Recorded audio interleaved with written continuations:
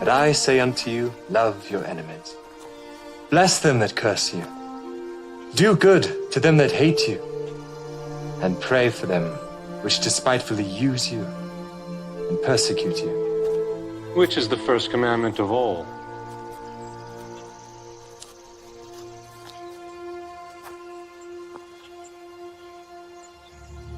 Hear, O Israel, the Lord our God is one Lord. Thou shalt love the Lord thy God with all thy heart, and with all thy soul, and with all thy might, and with all thy strength. This is the first and great commandment, and the second is like unto it. Thou shalt love thy neighbor as thyself. On these two commandments hang all the law and the prophets. Master, thou hast said the truth. There is one God, and none other but He. And to love Him with all the heart, and with all the understanding, and with all the soul, and with all the strength, and to love his neighbor as himself, is more than all the whole burnt offerings and sacrifices. Thou art not far from the kingdom of God.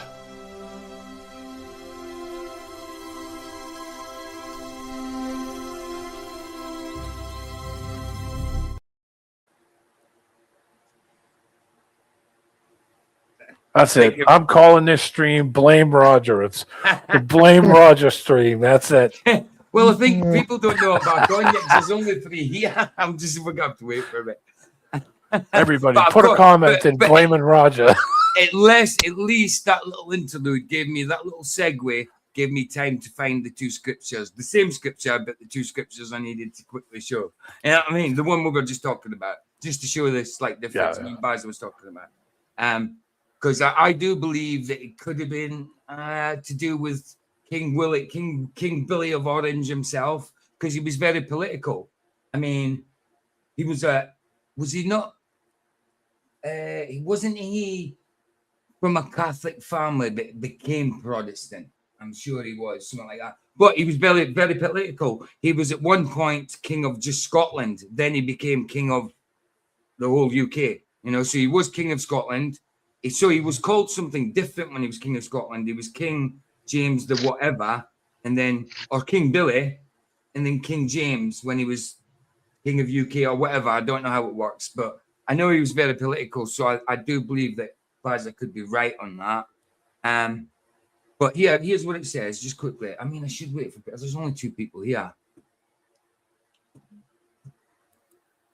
Yeah, there's only 2 people here. I suppose I can't even go back into the old comics that we shut down now and say that everybody I'm here. Threw it all off, Roger. Would you see the mayhem you caused? No, we had at least 7 people here, and now we've got 3. Oh wait a minute. Actually, I'll get the scriptures up waiting and ready. So just actually we can go through them ourselves just so we can see the difference. But this is the scripture we was on about. Right, let's get rid of us. So it says here in this one, well, I'll put it in King James. I'll put it in King James version. Right, so it says here, Romans 13:1, let every soul be subject. Oh, hold on. The King James, the New King James says unto the higher powers.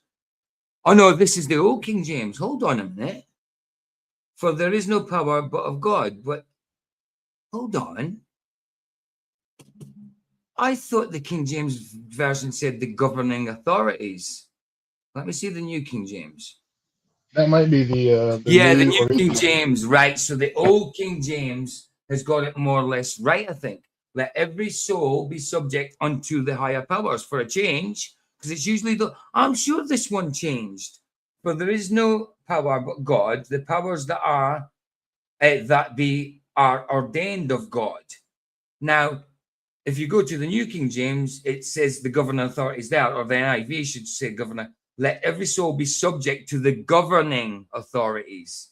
For there is no authority except from God, and the authorities that exist are appointed by God.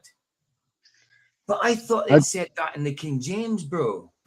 I just got the notification, so maybe some people will pop back. Who are the Yeah. authorities?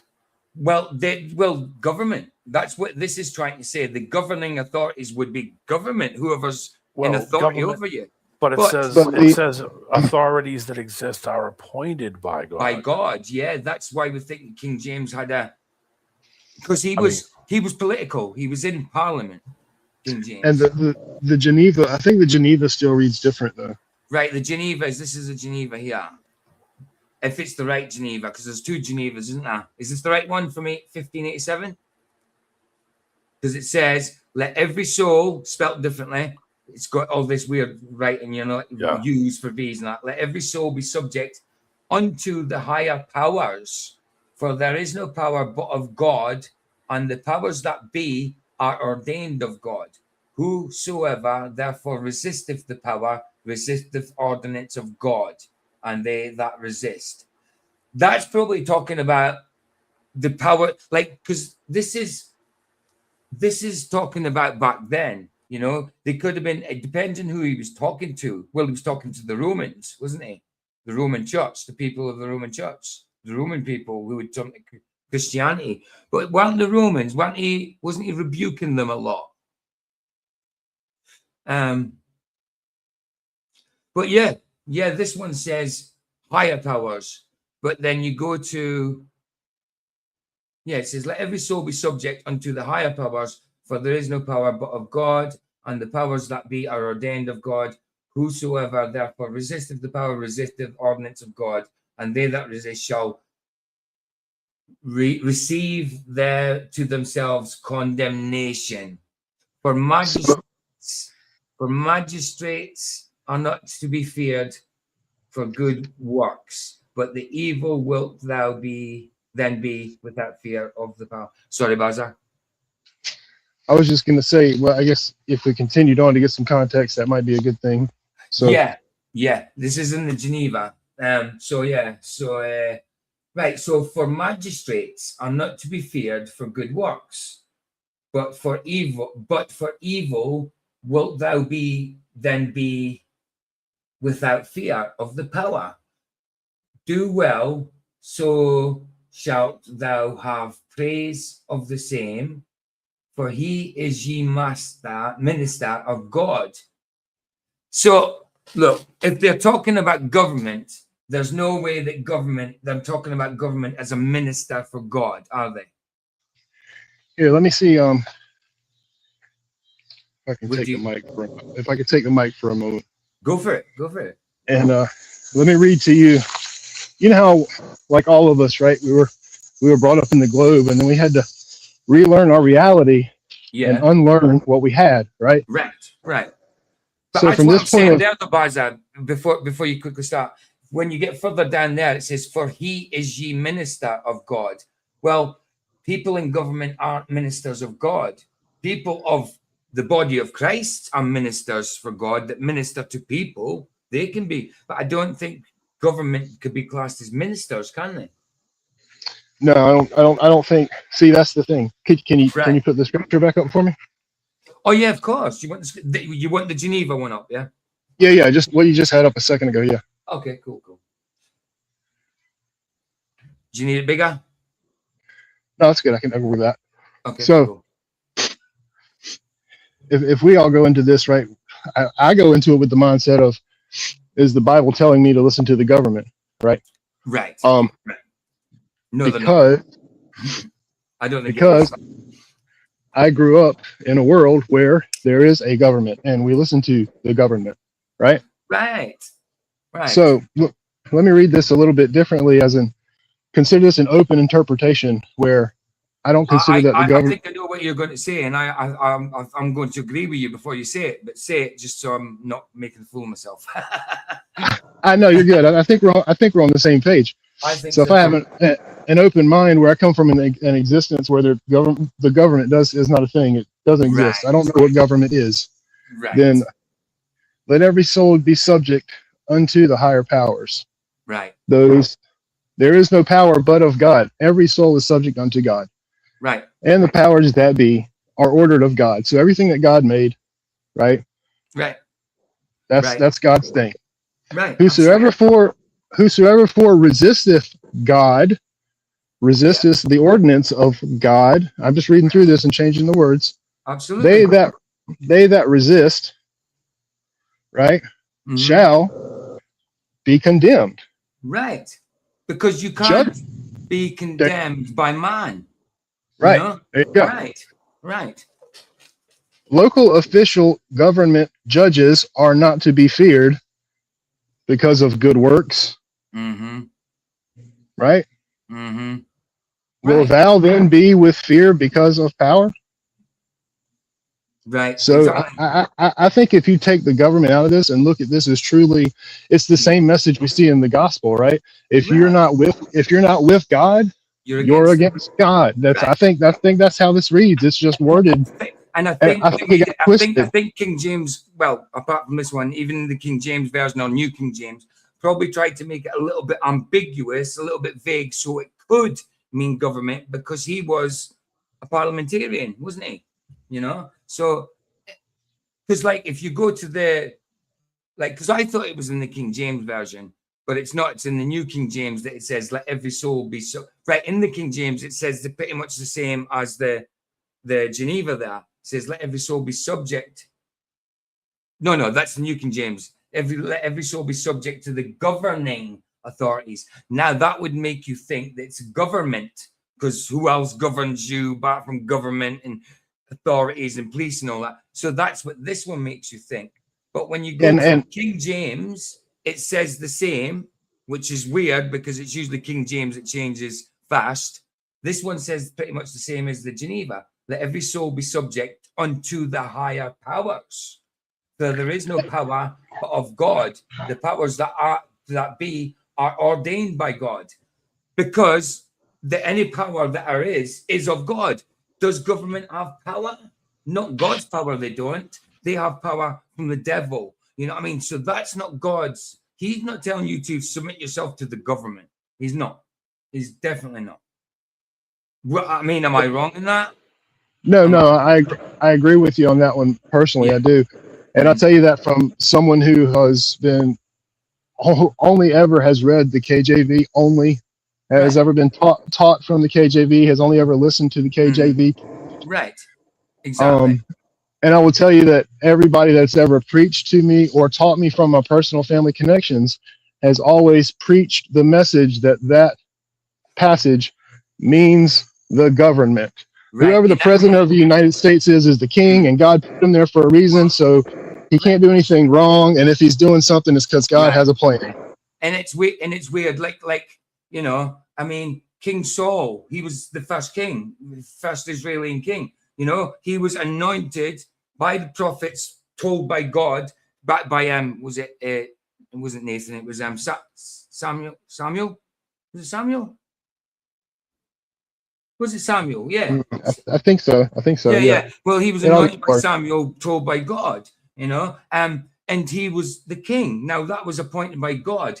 But what happened when he became unruly? He was told to get taken over by David. God then appointed David to be king. So did we have to submit ourselves under God's eyes to King Saul back then when he was being unruly? I would have said no, but King Saul would have made you submit. You know what I mean? And that's going way back to like the first king. You know what I'm saying? But if you look here, Vaza, like, don't forget, guys, bust out your shekels and go vote. Right. And that's the thing, though, right? Because the King James version, for a change, is backing up the Geneva. And I like the King James version, just the normal King James there, it says higher powers. It's the rest of them, the New King James and the NIV, that say governing authorities. So I think governing authorities is actually later than King James. King James, So it is. So I think any Bible after the King James is trying to point you. It's being a little ambiguous about it. It's not telling lies, but it's being a little ambiguous about who the authorities are. You know what I mean? Exactly. Yeah. I was going to say I don't know how it's preached over there or interpreted over there on that side of the pond, as it were. But I can tell you that all my life over here, everybody that I've ever met who says they believe that book, they believe that God told them to listen to the president. Right. That's what they believe. Even in the UK, yeah, like when I was in rehab and that, there's a lot of people, a lot of Christians that like don't like that scripture, but they say, well, if it says we've got to submit ourselves and we've got to do that. And I'm like, so I used to be in that point of mind, but then I got to the point where I thought, well, yes, obviously there's authorities here. If I've got to submit myself because they don't give me a choice, then I've got to do that. But that doesn't mean to say I have to submit myself spiritually. But I still don't even believe it means governing authorities. I just think it means God and whoever God put in place. But the only power does come from God. The only other power is of the devil, you know? I mean, the only other power is just like man-made through religion and bloody doctrine, false doctrine and stuff. They haven't got any real, like, almighty God power. They've just got power what's given to them by people, you know? Because it's not God who's given them this power, it's people. Is it not? Exactly. Well, they're giving themselves the power by manipulating all of us, manipulating the people. Right. By giving a sense of like, yeah, you can have this freedom or you can have this freedom, but they're both not really freedom. You know, choose your choice, like slavery freedom or free freedom, but they're both slavery freedom. You know, that kind of thing. Yeah. I would agree with you. I would agree. Unfortunately, all we can do is go around bruising heels and bruising heads. So, you know. Right. And that's another change because Jesus crushed. We crushed. That's what it says in scripture. Like the snake will bruise your heel and man will crush his head. It says it'll put enmity between his seed and her seed. You know what I mean? And it's talking about like to bruise its head, like so you're just getting one, you're just becoming equal with it. You don't overcome it. Come on. We know that it said crush that head. We know it. Well, that's what I was. Even if you look at the movie Passion, and now I know it's a movie from Mel Gibson, but what do you see Jesus doing on that snake? He stomps on that snake's head. He doesn't kick it and bruise its head. He crushes its head in the movie because obviously other people think that scripture says crush his head, crush the serpent's head, you know? Yeah, I was about to say, before I lost connection, I was able to get back on, and then we all got lead welled. I didn't want to harp or bring it full circle for too long, but circling back to the paps and how we were saying, you know, that doesn't really affect the interpretations and these and that things. And there's a couple of the key ones that really do fuss my head though. And that's one of them, the Genesis one we've talked about, and the other one that's a core one, really. Jealous. God's not being jealous does mine not end as well. That's one for me, and the other one that's just it's subtle, it's very subtle, and you can say that I'm nitpicking, but John 3:16. Yeah. So John 3:16. Right. No, John 3:16 is the no, that's John 1:1. Right. So for God so loved the world, he gave his only begotten Son, that whosoever believe in him shall not perish but have everlasting life. Whosoever believe in him, what? Shall not perish but have everlasting life. What not? Shall not perish. Shall not perish. He's hold on.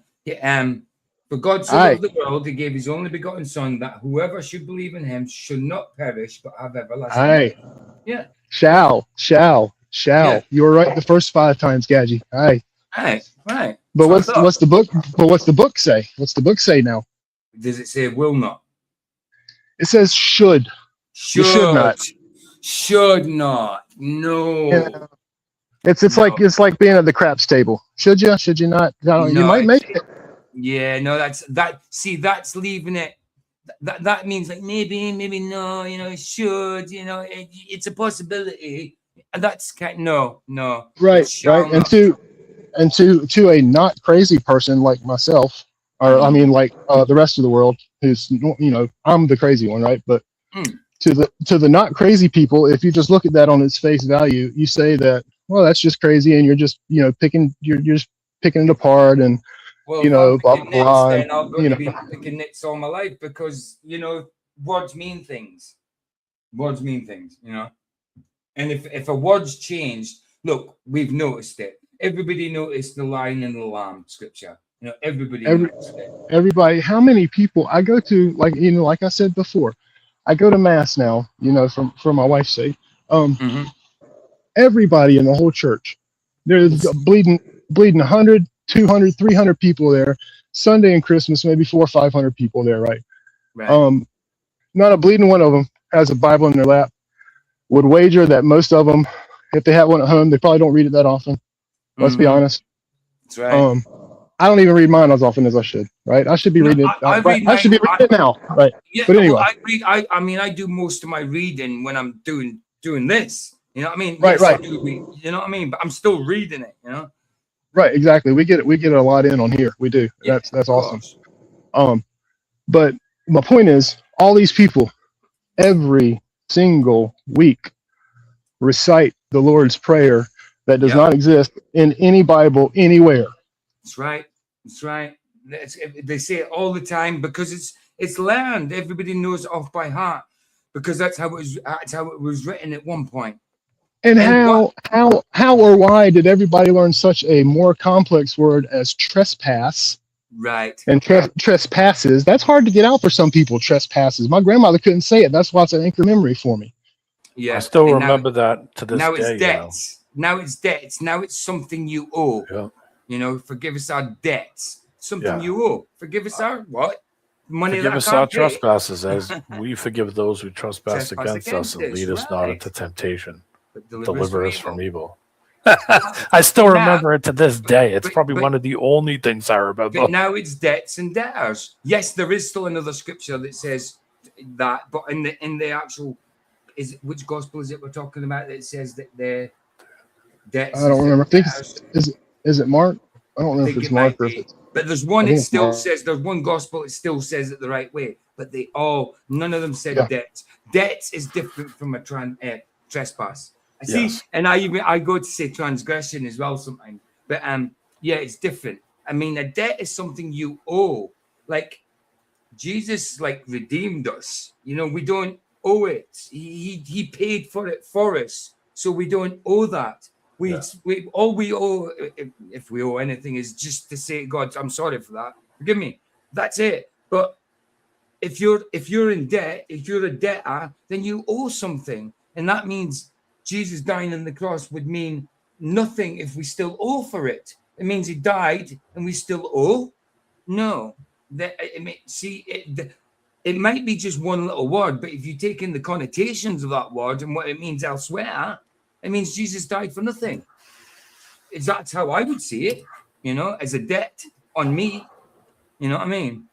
Baza, I'm a recovering Catholic. I understand. I know a couple. It's okay. I'm a recovering Southern Baptist. I'm a recovering hyper-charismatic that didn't work for me, apart from the tongues bit. That's my wife. She used to be one of the the big screen TV charismatic. Yeah. Oh well, I wasn't mega church charismatic, but I was in the charismatic churches where AOGs, where everybody went down in their asses, and I'm still sitting waiting for it, asking God for it, being stupid, then realizing years later, hold on, God was protecting me from that crap. I was in a Baptist church one time, and it was one of the wildest experiences. They had a full band. People were dancing around, screaming. I love you, Lord. I love you. It was one of the wildest things I ever seen. It was one of the wildest experiences ever. I thought, I've seen people running around, jogging on the spot, sprinting around there and go, woo, woo, dancing like old uncles. They wouldn't dance like in real life. Yeah. That's what's crazy. So, D-Man, when I was growing up, when I was really young in elementary school, I had two good friends, and like yourself, these good friends also decided one day to boot me out of a treehouse when I was trying to start down the ladder, and broke both my ankles that day and had to walk home. But anyway, They were Catholics from New Jersey, and they'd moved down here, and they were blown away because their idea of Baptist was what you described. Yeah. And it made me chuckle because that is in no way whatsoever my idea of a Southern Baptist. Like, that's weird, if you went in church and did that at my church, you would probably get thrown out and called out. My church was very, very quiet. That's right, Basil. Like when I was in rehab over here, and most of them were charismatic, but there was a guy from Canada, right? And he was Baptist, and he believed in all of his church, and all these Baptist people did not believe in these tongues or anything, or any gifts, none of the gifts or anything. They didn't believe in any of that. And then I hear elsewhere that Baptists are Yamamak, and to me, Baptists don't do that. But dude, that's the thing, man. With when it comes to Christianity, like you've got Catholicism, right, and you've got like the Mormons and the Latter-day Saints. Methodists. Well, see, that's the thing. When you start to strike on like a Methodist, anything outside of Catholic and those really far ones, like I just said, all the other ones, Methodist, Presbyterian, Pentecostal, Holiness, Church of God, those are all shoved in. Yes. Seventh day Adventist. Yeah. It's so mad, man. You get you get Brethren. There's so many, like even like little denominations. You get so many that are not Catholic, but you do get some little denominations that are really religious, like Brethren or Struthers. I don't know if you've heard of these, but there might be little groups I know over here. But you do get little groups that are just as religious as Catholics and stuff, you know. We've got some over here that they're labeled Primitive Baptists, and they only go one Sunday a month. They'll only go what? One Sunday a month? One Sunday a month. Yeah, that's their. Okay. And I mean, they're serious about it now. They'll lose their job over it, but it's only one Sunday a month.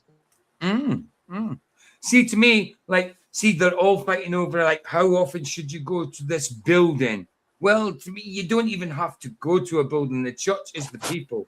Yeah, I think it's fine if you go to a building and congregate, like we're congregating here and having fellowship. But it's when false doctrine come into that congregation, and then the pastor who thinks he's meant to lead his flock, but he then becomes your spiritual leader and tells you what to do, even though he's in error. You know what I mean? I've been to some places in nature that were far more spiritual than any church I've ever walked in. Yes, like top 100%. Of a mountain, or just these places that put you in awe of. Well, exactly. You're sitting there on God's creation rather sitting in a man's creation. You know what I mean? A man's made thing, not a creation, because he needed God's stuff to create it, to build it, you know. But you're sitting on a mountain, sitting in a tree, you're sitting there, you're being in awe of God's creation. When you're sitting in a building, oh, this building's beautiful. I wonder how many men it took to make this. Man's hand. Right. So that is more spiritual, I believe, than sitting in a church building, you know. I mean, there's been some crap that I got myself into, that I got myself out of, that where people were, it wowed me that somebody who didn't know me would help me and do the things they did to help me, get to where I had to go, or pick me up and drive me somewhere, or say, stay in my house, don't worry about it, you'll be like, I mean, just, the spirit in people sometimes just to do things that it's the right, and I think you don't have to do that. I don't want to inconvenience. So no. And, and like I said, end up in some place where I was going to, like, on this, like, journey, and get to where this place is and think about the whole thing and think, wow, man, I am blessed to be where I am, right? Like, that just couldn't happen. And I ran into all those cool people, or, things just went the right way that weren't going the right way. And look, here I am, I am. Absolutely. Like, you think about it in the big picture, and you're like, What's that? You put in Bazaar the chapel for what? I gotta go eat. I was just gonna. Good, Demon. I'm sorry. I was just gonna say I gotta go eat. I'll be lurking and listening. It's good to see you guys. No problem. I need to get the video started. Anyway, this is the second stream. We still haven't got the video started. Good to see you. After Roger missed it. How you doing, LJ? Hey, good. Thank you. I agree with that. I agree with D, man. On the like nature, having spiritual. It's like same with like cathedrals, the nice ones, and like pyramids. Same with that. Yeah, no, I agree You with feel you. it. I think it's more spiritual to be in God's creation, talking to God, than being in a building made by man talking to God. You know, I mean, Especially today's buildings. right. It's fine going to a building if they've got all the right doctrine and they're not, they're not just all about themselves. Because a lot of churches are just about, oh, let's just keep this to ourselves, us and God. A lot of churches are like that. So yes, I agree. The church is the people, and I'd rather sit in God's creation than sit in man's creation. 100%. Yeah. Definitely. They always invert it. It's like the opposite. Right. Absolutely. Like what they try and do with scripture, they try and pervert it. You know what I mean? They try and pervert what God says and turn it around to something that man wants. And if it's something that man wants, then the desires of his heart that's not of God, it's come from Satan, from himself and Satan, So yeah, well said. Right, so we start this video then. Finally get onto it. Got anything else to say before we start, guys? I might be Oh man, I don't want to take it off track, but it's just funny. The reaction to fakest flat earther.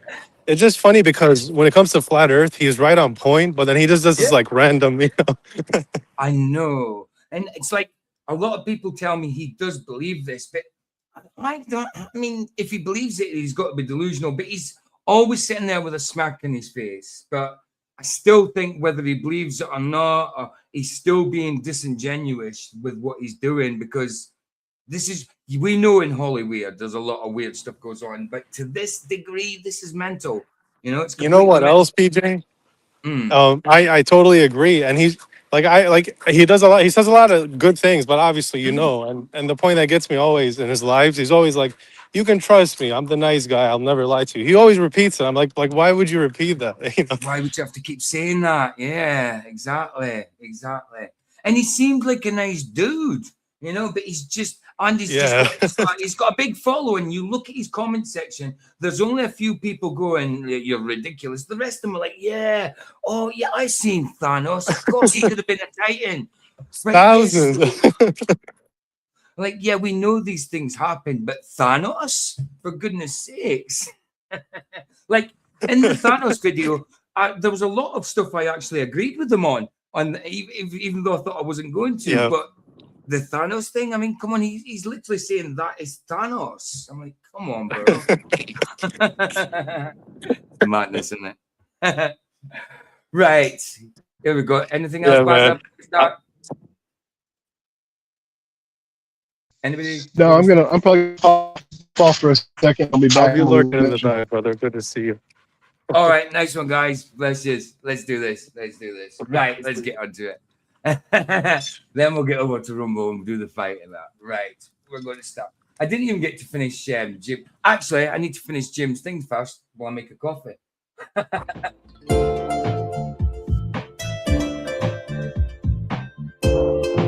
Jim came in at the right time.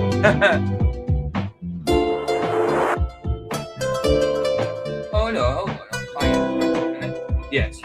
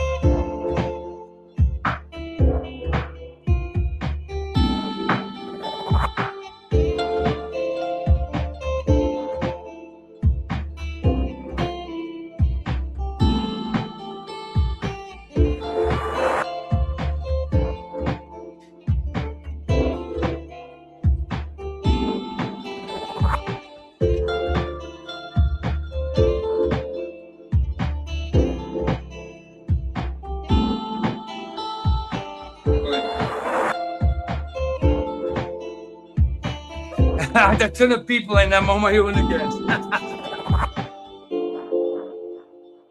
We're all good. We're all good. Right. We finally got it's only a 6-minute video and it's took us like an hour and a half to do it because Roger's finished my last stream. He came in and pressed leave. He pressed end stream rather than leave because I gave him admin so he can come and use the studio. So when he left, instead of pressing leave, he pressed end stream.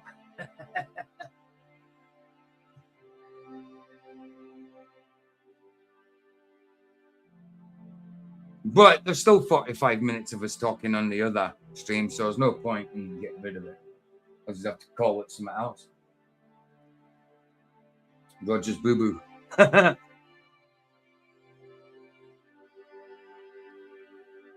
it was good having everybody in, having a little chat there. It was pretty good, man. We're gonna have to, I might actually have to, the thing is, I can't, if I cut it out, I'm gonna have to cut it out from the first part and then cut a bit out from the second and stitch it together. We'll see. Now I'll just keep up as live. I don't need to cut it out because it's the whole first part of it. Yeah, now we'll just leave it the way it is. Oh, good. Okay, let's do it. So, Jim Innes, thank you very much, sir. Let's put his link in. Anybody watching the chat replay, sub to Jim.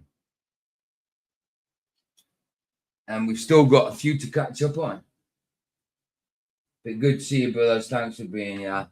Always a pleasure. Hey, and LJ, if you've ever got any other videos that you want me to have a look at or do a video on or a live stream, just let me know. It doesn't just have to be like we did Next Wex that a few months ago, didn't we? Well, it's about a year ago now. We did a couple from Next Wex, done a couple from Flat Earther, but anything. So give me a shout. I'll easily have a look at it. You know, even if it's not on this channel, if it's nothing scriptural, I can always put it on my entertainment channel. You know what I mean? So anything, just if you want me to have a look at it and do a video, just give me a shout and give me the link and all that, and we'll see what we can do. Because that would be cool. Because it then gives me a break from me having to think up what's the topic for tomorrow or the next day. You know, so if I get topics from other people, then it's like, yes, I don't have to think for a little bit. You know what I mean? But I enjoy doing them. I enjoy doing them things. So. Yeah, nice one for that, bro. Any more, just give us a shout. I caught the end of the first stream. I was just setting myself. I know, bro. It was blooming Roger when he left. And I blamed myself. I was like, how did I do that? How did I switch off the stream? Because all I was doing was trying to get scripture up. I caught the end of this first stream. I was just setting myself outside with a coffee. And the neighbor's cat came harassing my cats. And then by the time I got back, stream had ended. Yeah, it was Roger. He left and he pressed end stream because I've gave him his admin in my studio now because he needs it for when he does a stream with someone. So when he left, he just pressed the wrong thing and stopped the stream. But all good, all good. And always a pleasure, bro. You're welcome, man. Right, let's do it. Let's do it. So this is from a channel called 51 Syndicate. It came across my feed like yesterday or something. And it says the Oliver Tree rabbit hole is deeper than you think. Now, I know a little bit about the Oliver Tree. He's meant to be dead and all that. Died in a helicopter crash. And he was exposing the elites and all that. And I do know that he was a flat earther. But whether he was controlled up or not, I do not know. Whether he's really dead or not, I do not know. But, you know, he certainly was a flat earther. And the reason I got attracted to this because I was watching it and then I heard a bit through it talking about Antarctica. So I wanted to see what he said about the Antarctica. Because I do know that he was a flat earther as well. R.I.P. Oliver Tree and the others that passed in the crash. If he's dead. If he's dead. I mean, you know, it seems to be a lot of people die by helicopter crashes, but he might have faked his death to get away from them. I don't know, but he was certainly exposing some things. So, and he certainly believes in flat earth. So, R.I.P. Oliver. Exactly, bro. Exactly. If he's gone, absolutely. Because I do believe that some of the people they say are gone aren't. Can't see why he wouldn't be. But, you know, there is definitely some people out there they say are dead that aren't. But yeah, I didn't know him that well. I knew he had stuff to do with the music and all that, and he was exposing some of the industry, Atlantic Records and stuff. The scooter, yeah, if you look in the back, my background, my AI background, it kind of, I tried to get the AI to make it look like him a bit. And if you look, oh, hold on. If you look, you can see his scooter at the bottom of his feet there. It's the best I could do. It's the best I could do. Anyway. Let's see what he's going to say, because he did. I heard Antarctica mentioned, and that kind of picked my ears up. So let's have a look at it. Links there if anybody wants to come in. Let's do it. It's a 37-minute video, so we'll see how it goes, and I might have to speed it up a bit. This is from a guy called 51 Syndicate. On June 14th, 2026, Oliver Tree tragically died in a helicopter crash along with 5 other passengers in Rio. June 14th. Wow. So it was literally about, it's nearly. Oh, no. I was going to say that's a year ago. No, 2026, that's this year. So it was only this year. I thought it was a little longer than that. I thought it was like the end of last year. Wow. So it was only in June. It's literally just a few months ago. Wow. De Janeiro, Brazil. A lot of people have been looking into this event and considering the. Oh, Baz, I'll be back. How we doing, Baz? Hey, Gaji. Good to see you, man. We just finally got it started. So, yeah, did you know anything about Oliver Tree? I don't know much about him. I know he was a flat earther. I know he was in the industry, Atlantic Records and all that, making silly songs, whatever, but he was exposing some people. Don't know how true he was, but I mean, I know that it mentioned something about Antarctica. That's why it pricked my ears up. But I have heard him talking about flat Earth in the past. You know, not that I know much of him, but I've seen clips of him. You know, so I don't know how trustworthy he was or whatever. I don't know. We've always got to be wary. I don't think I know him at all. I don't think I know anything of him. You'll recognize his bowl. He's got like a mullet, bit like a bowl haircut. I think you might recognize his face when you see him. I used to see him about on social media, but I didn't know who he was, you know. But let's see what it says anyway. You know the score. Just shout up if you want to say something, bro. The other possibilities as to why this happened that counter the official narrative. He's literally just died in a helicopter crash this June. You know, it just seems a lot of these people that were exposing peoples and stuff like that die in helicopter crashes and stuff, you know. So I don't know. We've always got to be wary with what we hear in the news. Like you hear one headline in the news, even the opposing headlines, when it's like general news, it's out there, you'll hear them using the same actual same words. I mean, I've got a video saved, and it's about, you know, Nintendo games are worth a fortune if you find them. Like the old Nintendo games are worth a fortune if you get them with the still in the packet, still in the box, in good condition, still with the manual and all that. You can charge a fortune for it. Well, apparently, there's been this box of about 100 just loose games with manuals, but no boxes and all that has been found, and they're putting it on the news. Every news station's putting it out as, oh, this could be worth millions. This could be, and every single news station is saying the same thing. When I know that loose games ain't worth that much. If they're loose, they've got to be in perfect condition and all that stuff, and they have to have a box with it. But now, because probably all of them are pretty much bought off, all they've got is loose ones. So I think the propaganda's out there that, oh yeah, these are worth $1 million, just so they could raise the prices in these things, you know. Oh yeah, for sure, and I think that on that scale. But I'm sure you've probably heard of Operation Mockingbird. Yeah. You know, and there's people that's put a lot of mashup clips together over here. You know, where it's like the news is like every single local news station is saying, "Get yourself something," or blah blah blah blah. It's always the exact same line, you know. Right, I'm not going to show you the full video because but I'll show you. It's pretty much, he's got that in it, and this is not a guy that's into conspiracies. This is a guy that's into computer games. You know what I mean? Carl Jobs, his name is, English dude. Let me just quickly get that. because every single news thing is saying the exact same. It's not even like it's similar words. It's exact same words. The exact same words. Yeah, they all got the same. They all got the same cue cards in the mail. Cue cards. Right. So where was it? Carl Jobs. Here it is. It's a 21-minute video. We're not watching it. I just want to show you the bits where it's about the computer game, Nintendo, Mario, and that, and they're doing exactly what you said with the news and that. That's what made me think of it. Right. So there. Hello, you absolute legends. I am in total disbelief. Just when you think it's called the rarest video game ever was just found worth millions. Now, this is a guy who just does gaming stuff. He's got a lot of subs. He's English. But you'll see. Listen to the news. And then I'll forward it a bit. You've seen everything. Something comes along that blows your mind and completely changes the world. As you all know, you can see some AI in it, but I'm not going to go through it all so you can see it. But listen to what the news stations say. Hold on.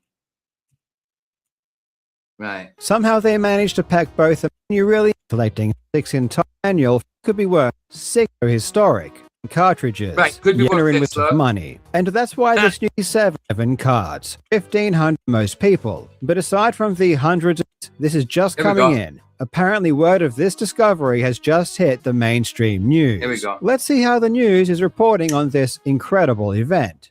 A box of old Nintendo games found in Wisconsin could be worth millions. Think your old video games have no value? Well, a box of old Nintendo games found in Waukesha could be worth millions. A box of old Nintendo games found in Wisconsin could be worth millions of dollars. Take a look at this. Now we're going to tell you a box of old Nintendo games that was found in Wisconsin could be worth millions. A box of old Nintendo games found in Wisconsin could be worth millions, guys. A box of Nintendo games that were found in Waukesha could be worth millions of dollars. Old Nintendo games found in Waukesha could be worth millions.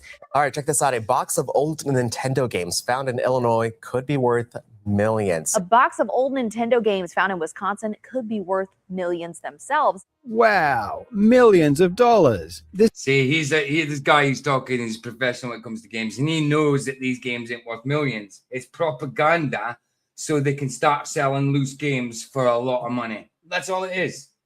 And all game stations are like my old Xbox that I got rid of like end of last year. Well, no, beginning of this year. That's gone up by at least 100 quid. It used to be 250. It's now 350. And it's an older Xbox, you know, it's like getting older, but yeah, as it's getting older, it's getting more expensive now. You know, the thing is, this guy has kind of stumbled on like one piece of a thing. I don't know if he realizes it. Right. It's like, yeah, it's not so much that there's a conspiracy to get up the video game market economy. Mm-hmm. It's that he just found a loose crumb of the entire whole brainwashing system. Yes. Right. He probably doesn't know about they say the same things when it comes to, I don't know, events that are going on. Oh, Christmas, Halloween, birthdays, Valentine. Yeah. Exactly. Yeah. Disasters, all of it. It's all the same mush all the time. Exactly. So I'm not watching the video. I just wanted you to see that bit. So all the news, even at the end, look here, even at the end. Millions. 3 of the rare cartridges are headed to auction later this month. Hold on. Could fetch worth millions of dollars. 3 cartridges are headed to the auction this month and could fetch millions of dollars. And the cartridges, 3 of them are headed to auction this month, could fetch millions of dollars. Right. Do you spot the AI? Have you ever heard of Duck Hint? Or is it Duck? What is it called? Oh, goodness. What is that? It's Hunt, not Hint. Hunt. It's Duck Hunt, isn't it? It's Duck Hunt. And see it, it's AI'd as Duck Hint. So they're even AI in this. And this is a news story. Yeah, it's sad. Because look, it says Duck Hint. It's not Duck Hint. Dollars. You know, 3 cards. Duck Hunt. That's the name of the game. Duck Hunt. Not. And the cartridges, 3 of them are headed to auction this month, could fetch millions. Not Duck Hint. See what I mean? Millions of dollars. 3 cartridges are headed to auction this month could fetch millions. They're all saying you have per cartridge, you're looking at thousands, if not hundreds of thousands. And this is the guy saying it. Now, he obviously loves games, but he's been paid to say this. I mean, you're saying, I'm not saying that. Hey man, Jason isn't saying they're worth millions, you're saying it, not him. And he is definitely not paying you to say this either. Right. It's just a coincidence that all... There you go. But you know what I mean? I was just showing that as an example because as I was saying about that they all say the same thing, and that's literally what happened there. I actually saved that earlier just in case we finished it early, too early in the YouTube side and didn't have anything to do. Obviously, when that's not happening, we're finishing even later. But yeah, save that, and it just shows it comes in handy because, like you said, he's stumbled across. He's probably known that they do this with games, but a little piece of the puzzle of what they actually do. This is part of it, and he stumbled across it. So people like that will think, "Whoa, I found out some crap that they actually do. I'm getting some truth here," But little does he realize there's a hell of a lot more than that. You know what I mean? They specialize in one thing, kind of like when it comes to scripture and you deal with the things through scripture and through your faith and whatever, what comes with that, then your eyes get open to a lot of other things, don't they? Oh yeah, and I feel like just the way that video went, maybe he got a little bit of a nibble, right? And then basically a lot of us are kind of like you got to be to try to figure out the half of the truth of this world anymore. You got to be like 2 degrees below full Russian vids. That's how you got to have, you know what I mean? You got to look at the world like that. 100%. You've got to be critical of it. I mean, and like Russian vids, like I don't agree with every single number and all that he sees, but I get why he's like that. I get it 100%. Yeah, and I mean, I can't disprove him wrong with the things I don't agree with him on, because he could be right. It's just my feeling that I think he's wrong in certain things. You know what I mean?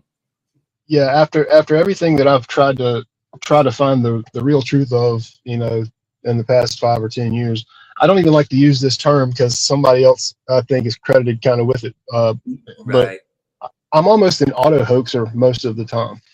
I get that's just that's where I'm at. When I see something, I hear a news story, whatever the case may be, my first inclination is to be like, okay, is this a bunch of crap? Like, I'm not even right out of the gate, I'm going to question it. It could be 100% true. But my first instinct now is going to be, okay, where's the numbers at? Where's the bullcrap line? Right. Roger bases his life on RV. Signed Elder Bear. Really? I've never actually heard Roger going over the top with like RV stuff, but I don't know. Like, look, I even do RV videos, and I'll agree where I agree, but if I disagree, I will say I disagree with that, or I don't know, But I love RV. I think he's great. I think what he does is great. I just think that some of the things he does goes a little too far, but that's just my own opinion. He could be right about it. I could be wrong. I don't say he's wrong. For sure I don't, because look, he's got his head screwed on. He's definitely right about a lot of things. 100%. Right. Oliver Tree. Let's do it. Including myself. In this video, we're going to be taking a look at several of the coincidences, events, and theories circulating around Oliver Tree. So without further ado, let's begin. In the months leading up to June, Oliver Tree posted a TikTok address. Did you recognize him there? Begin. What's that? In the months leading. Oh, that's him there. Around Oliver Tree. So without further ado, let's begin. In the months. Yeah, you'll see him better than that. It's just flash. You'll see him better than that. Leading up to June. I think he's been on Rogan and all that. I dare say he's been on Rogan. I noticed that CoffeeZilla was on Rogan as well. I didn't know he'd been on it until I seen a clip the other day. Does anybody watch CoffeeZilla? They know him? Oliver Tree posted a TikTok addressing his departure from Atlantic Records after the show of his upcoming album. Hey, dude! Madly. You found a box of I found a box of Atari 2600 cartridges in the garage last week. Maybe I can write. Hey, dude, you wouldn't be able to retire, but I guarantee someone will buy that off you. If they work, someone will buy that off you. Guaranteed. There's a lot of you might have to do a lot of bartering, but you can make money off them.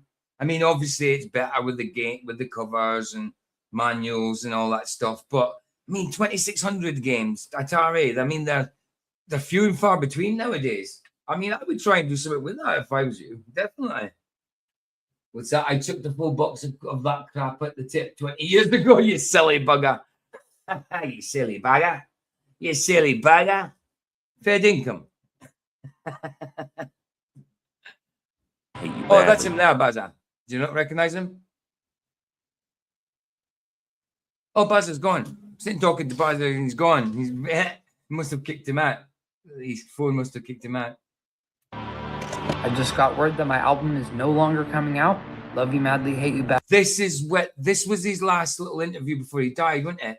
Because he was meant to be bringing an album out, and then all of a sudden he had this tiff with Atlantic Records or something, and then he came out with this, and then he died not long after, I think, if he's dead. I think he is, from what I know. But I don't know him well, so I don't know much about him. Like I said, the bit that interests me, they said something about Antarctica, and I knew he was a flat earther, so I thought it might be interesting. Madly is officially canceled, and I'm parting ways with Atlantic Records. Behind the scenes has been nothing short of a nightmare. I have no marketing budgets for music videos, no digital ads. I think he's been like the head of a few memes. Like, well, the memes are about him, you know? I'm sure he has. Then I have gotten no support. They forgot to. So hold on, what was that there? Marketing budgets for music videos, no digital ad spend. The album Oliver Tree fought to release is now the one fans are mourning through. After leaving Atlantic Records, he spent 2 years recording across 80 countries. So it was 2 years. Okay, so this, I thought it was recently that part. And released his dream album independently. He died on tour before he could finish what he started. And it's weird because he said these things, you know, he predicted these things. That's what makes me dubious about, you know, some people being dead.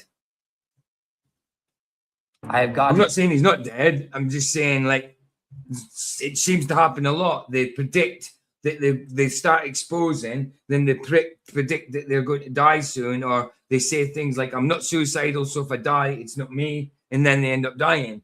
So, you know, I just don't know sometimes.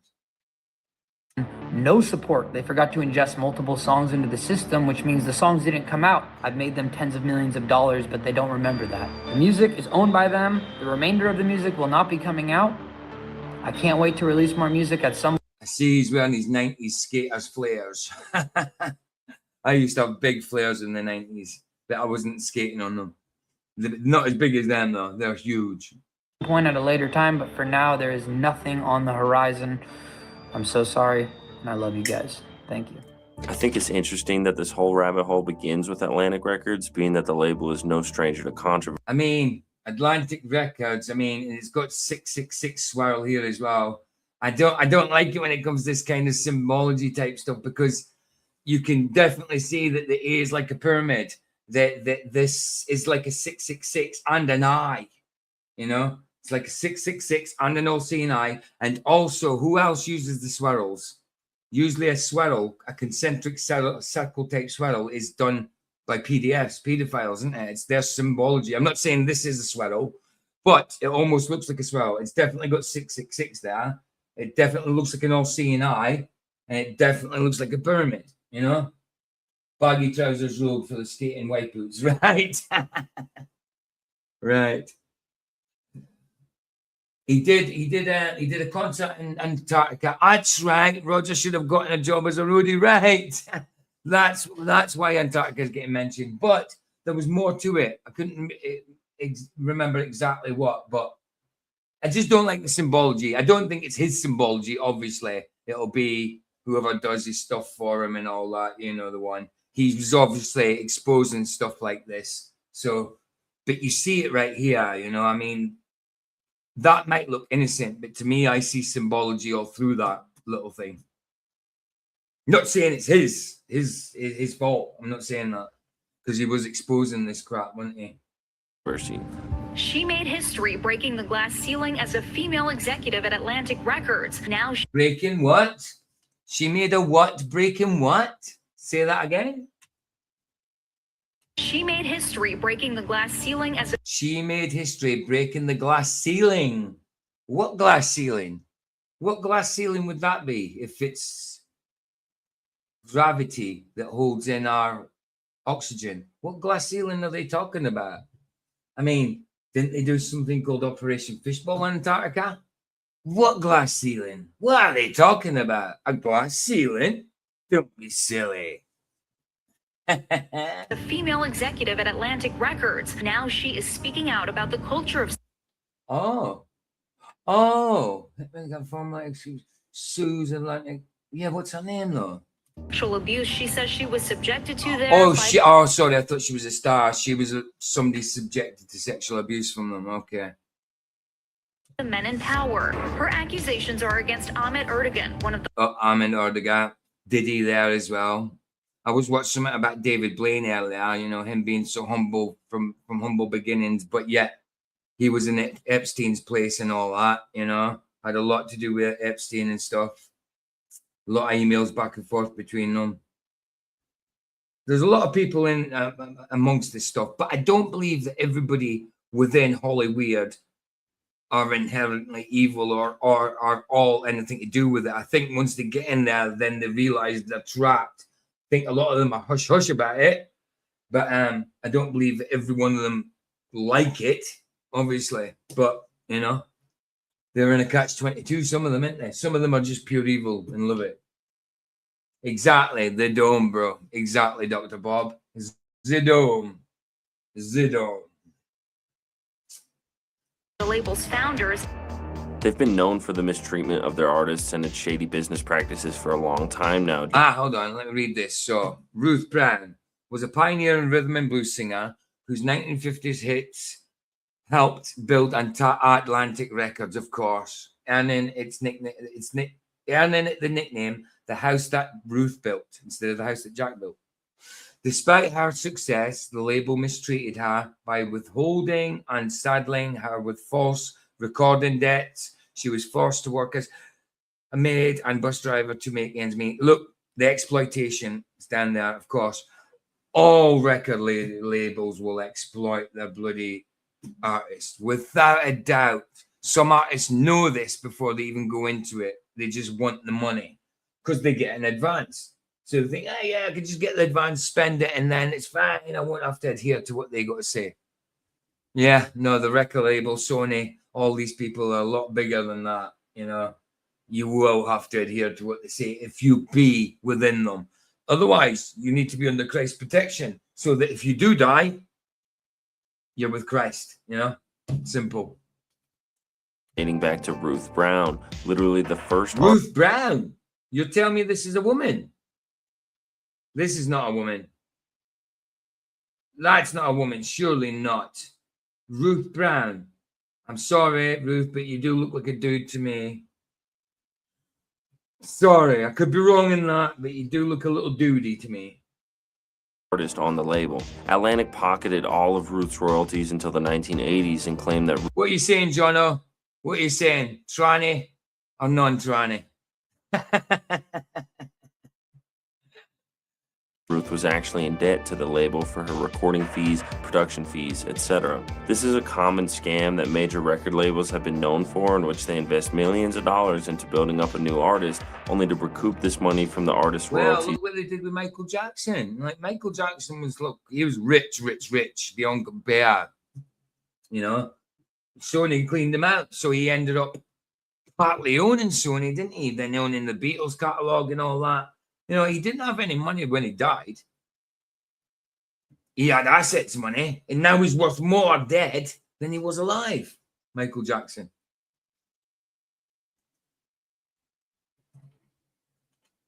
At a later date. That said, that's for another video. There's a strange pattern with artists on Atlantic dying under suspicious circumstances, with several of these artists even dying in aviation accidents, just as Oliver Tree did. That's what I'm saying. There's always seems to be a lot of aviation accidents, something to do with the sky, helicopter or plane or whatever, which would make sense because a lot of stars, musicians fly all over the place.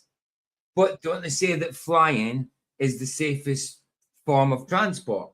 So They shouldn't be crashing so often, should they? Hiya, Baza. How we doing? Oi, oi, oi. What do you reckon to Ruth? Did you think she looked a bit duty? Who? Ruth Brown. Do you think this woman from Atlantic Records? Where is she? Have been known for, in which they invest millions of dollars. That said, that's for another video. The record labels recording its royalties until the 1980s and claimed that Ruth was actually in debt to the label for all of Ruth to Ruth Brown. This picture here, that's Ruth Brown, the singer. She was in debt to Atlantic Records back in the day. She helped open Atlantic Records. She looks a little duty to me. I could be wrong. She looks a little guyish. What are you talking about, PJ? You talk about my mom again, I'll punch you. I'll knock you out, PJ. They were talking about breaking the glass ceiling and everything, you know. Yeah, put a wig on Mike Tyson. There you go. Right, there you go. Right. So we're about here. In aviation accidents, just as Oliver Tree. But that's true. A lot of them do seem to be in aviation accidents, which would make sense because stars and celebrities and rock stars and all that fly a lot. But that's what I was going to say before. As many as there is. I mean, look at Ricky Valens, the Big Bopper, and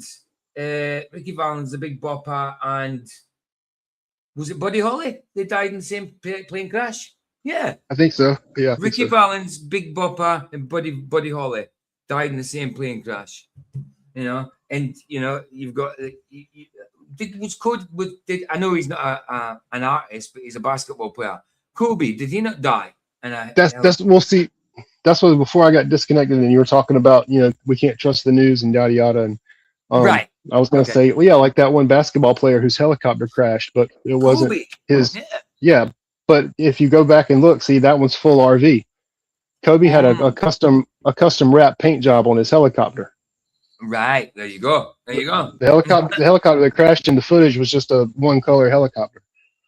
See, there you go. And isn't it funny that it seems to be all these aviation accidents to do with stars, but yet they say that flying is the safest form of transport, commuting or transport, however you want to put that. Commuting's a bit shorter distance, you know. So, yeah.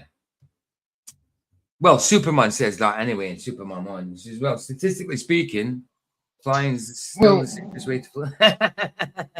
You know, it's like one of them where you're driving down the road and for some reason the engine flies out of your car and it lands 300 feet in another direction. And then somehow you ended up in your trunk with a wound to the back of your head. That's the damnedest thing, these accidents. I know. I mean, there was some guy that was something to do with America back in the 60s that was in a car, and some guy with an Italian rifle shot him from some kind of library place, you know? Did you know this? And one of the bullets swung in the air and everything and went through his body and came out and went back in and down through his knee and out through his big toe and into the driver in the front, then smashed the mirror, came back, killed his wife. Do you remember that? Oh yeah. All kinds of mad stuff happens with autos. I'm joking, but yeah.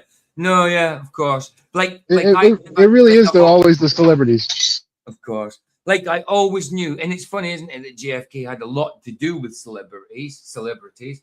But I mean, I've always known that was a psyop. I've always known that. Well, I've always thought he died. I've always thought there was something weird. I always knew there was something wrong. Like it wasn't Lee Harvey Oswald or someone else killed him. Or I always knew that they played with his wounds on his head because you see the film footage, it explodes. And the gun on the bloody metal table it's only a little bloody scar thing, you know. But I never thought of the theory before until I heard it from RV that other week about him being replaced. Never thought of that one before, ever. Never. I don't know why, because it seems a little obvious. You know, well, not obvious that happened, but obvious that that's one of the options, you know. I never thought of it. I've never seen someone's head getting blown up or blown off, so I don't know what a bullet into the head would look like. But it certainly doesn't seem like when you see that head exploding. You know what I mean? On JFK. It's the weirdest thing with that one. My whole life, that looks like the normal mainstream media line that I was told it was. That's how I saw it. Until one day, RV went and twisted my napper. That's the one, man. And I mean, we always knew it was something dodgy about it. All he had to do was say the word, and then I couldn't get it off my brain, and I'm like, holy crap, he might be right, guys. I don't know about this I one. think he might be right on that one as well. You know, I never ever thought about the replacement body when it came to JFK. I just thought of I thought of him being dead, and they messed it up somehow. It was a psyop. I just thought that, he was a patsy, as in Lee Harvey was a patsy. Jack Ruby was a patsy. I thought all of that, and I knew that his body had been played with. I knew that they swapped coffins when he went into the plane. You know, when is it Lyndon Johnson became president in the plane, right? So because they went in with the coffin, he went in with one coffin and came out in a brass coffin. Went in the wooden one, came out in a brass, or vice versa. So he was moved about, and wasn't Johnson? Is it Lyndon Johnson? Wasn't he sworn in the plane? While Jackie still had blood all over her and everything, and So I remember that. That was that was the David Copperfield plane. I remember that. Right, the David Copperfield. Right, exactly. Otis Redding was 26 years old and traveling with 5 of his band. What, he wasn't 27? Whoa. Oh, he was nearly in the 27 club. Mates when their plane crashed into Lake Monona, Wisconsin on December 10th, 1967. Otis and 4 of the 5. And it's always by water, isn't it? A lot of the time it's by water. For Jax, the whole JFK thing was probably a movie production. Yeah. Well, like I was saying, like with you see like the parades, they're coming up. You see the copper on the motorbike, and then there's a cut, and then there's a cut, and then they're all there, then the car's there. But if you look at the shadows, I pointed it out when we was doing the video the other week. If you look at the shadows between that cut, it wasn't like seconds apart. It got to be about 5 to 10 minutes apart, because the shadows are slightly different angle than the time before, and it's from the same camera. The camera's not moved, So I think in that cut, there was about five minutes gone by. There's about 5 minutes gone by in that cut, I think, just because of the shadows, If you go back to RW's video or even mine, you'll see it. I think I mentioned it on the night. Well, I did. I know I mentioned it. And it's just that I noticed it. It's just something that RV never mentioned. I was like, maybe that's something. Maybe that's something. Maybe it's nothing. But the angles seem different from the shadows to me. 5 members of the Barkays died in the accident. Redding's funeral was postponed until December 18th, and upon the day, Jerry Wexler delivered his eulogy. One interesting side note here is that Jerry Wexler has also been noted as a large player in Stevie Ray Vaughan's success after he recommended Stevie Ray to play in the Montreux Jazz Festival. Although he was never signed to Atlantic, Stevie Ray Vaughan would later die in a helicopter crash. Aaliyah, otherwise nicknamed the Princess of R&B, died tragically at 22 years old when her plane crashed shortly after takeoff. Despite the plane being overweight by 700 pounds and the pilot, Luis Antonio Morales, being under the influence of cocaine and alcohol at the time of the flight. Say that again. After takeoff. Despite the plane being overweight by... So the plane was overweight by 700 pounds. 700. So that, 300 kilos? 200 odd kilos, maybe. Pounds, and the pilot, Luis Antonio Morales, being under the influence of cocaine and alcohol. And under the influence of cocaine and alcohol. Yeah, like I would go on a plane with him.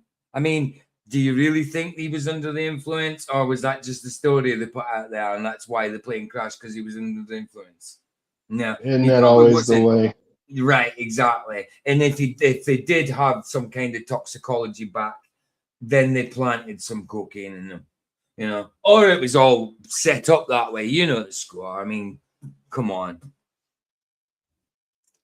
At the time of the flight. I mean, I don't know how cocaine would make you. I mean, yes, it mispairs your judgment, but you're up in the sky. What are you dodging? I mean, how are you crashing just because you've got cocaine in your system? I mean, I get it if you're in a car driving on the road, but you're in the sky.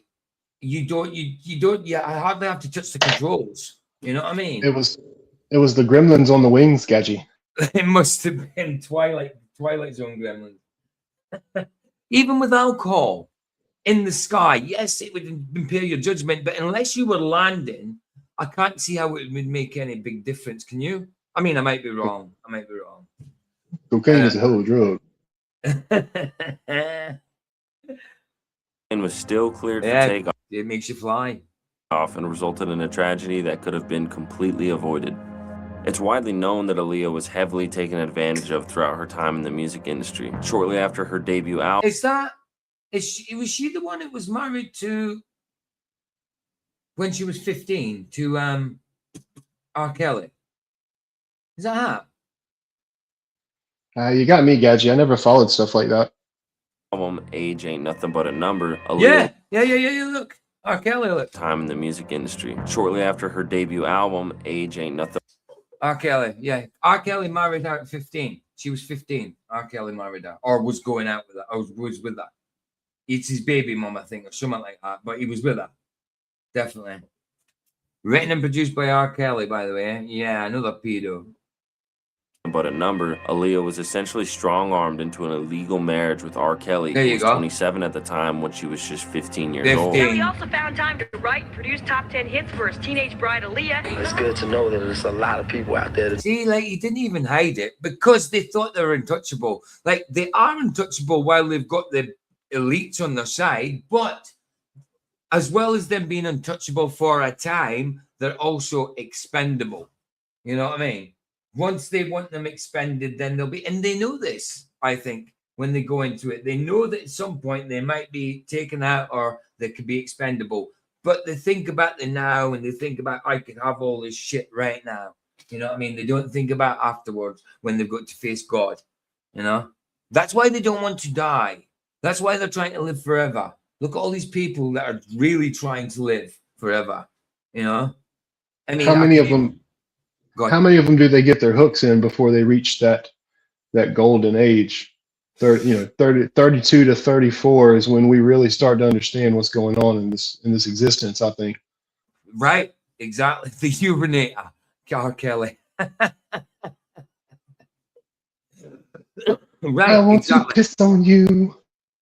And the thing is, as well, if you are in that kind of situation and you get to the age of 50, 60, the older you get, the more stubborn you get, and the harder it is to turn to God. Guaranteed. The older you get, the more stubborn you get. So you'll just keep going on your way. You might know that you need God, but you're so stubborn and full of pride that you just won't. You just think, oh, well, I'll take that chance. I wouldn't take that chance. I mean, I know I have faith in Christ, and I still fear judgment. I do. I still fear it. I mean, even though I know I'm saved, I still fear it. If God wanted to, he could just take it away from me. I'm not saying he will, but he could. He could do that if he wanted to. And who am I to say otherwise? You know what I'm saying? Yeah, I think that's a realistic way to look at it, because there's greasy grace and there's all these other things, and yeah, I think if you don't recognize, I'm not saying beat yourself up about it every day, but if some part of you can't recognize on a small level that every once in a while you're still slipping up somehow, then you might need to reevaluate what you believe in. Right, of course. I mean, I slip up every frigging day. Look at me screaming while I was on live yesterday. Arguing with Vicky. Obviously, I mean, I was justified in what I was saying, but the way I was saying it is wrong. I mean, that's all I have. She made me crazy. It's all I have is my voice. But I don't think God would agree with me. I mean, I think God would think he's justified in how he feels, but he wouldn't agree with how I dealt with it. You know what I mean? But I was hurt as well. I was crying a lot as well. But we slip up every day is my point. We slip up every and day. That's part of it. I can't remember. I heard somebody say it the other day, and it was well put. I wish I'd have wrote it down. Something to the effect of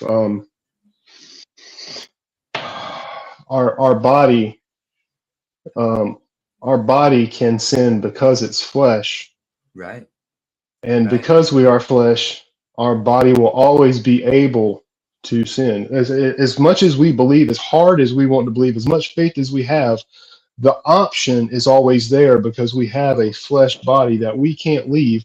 Once we leave it, then we can be perfect, like the book says. But in this flesh, it's just not possible. I mean, that's why we've got the Holy Spirit partly to be able to guide us Because if we just go strictly by the flesh, we're headed to hell. We're going to hell just by the flesh. So having the Holy Spirit doesn't make you immune to sin. He's a guide, he's a teacher to teach you always. You know what I mean? But he's there to let you know that when you have sinned, you know, he'll let you know that sort of thing. But it doesn't make you impervious to sin. You know what I mean? Yeah? Okay, cool. I exactly, yeah. Let's do this. Sorry, I couldn't find a button. That's all right, bro. Don't see nothing wrong with it either. No, you wouldn't. In 2019, R. Kelly was arrested and sentenced for trafficking, racketeering, producing child pornography, and enticement of a minor. Aaliyah can also be and seen did you pictured see with him doing his fake crying when he got interviewed? Man, for life you're playing with, man. You're playing my life. Yeah, guilty of sin, bro. Guilty of sin. other predatory It's like J-Lo over this side. Maybe not. Maybe not. figures in the music industry like P. Diddy at one of the infamous white Because it was P. parties. Diddy. Diddy is Jay-Z. That was Jay-Z. Yeah, that's P. Diddy. So that'll be J-Lo. Didn't they go together at one point? Did they? I think so, but again, I don't really keep up with any of that stuff, but they might have. Let me just check.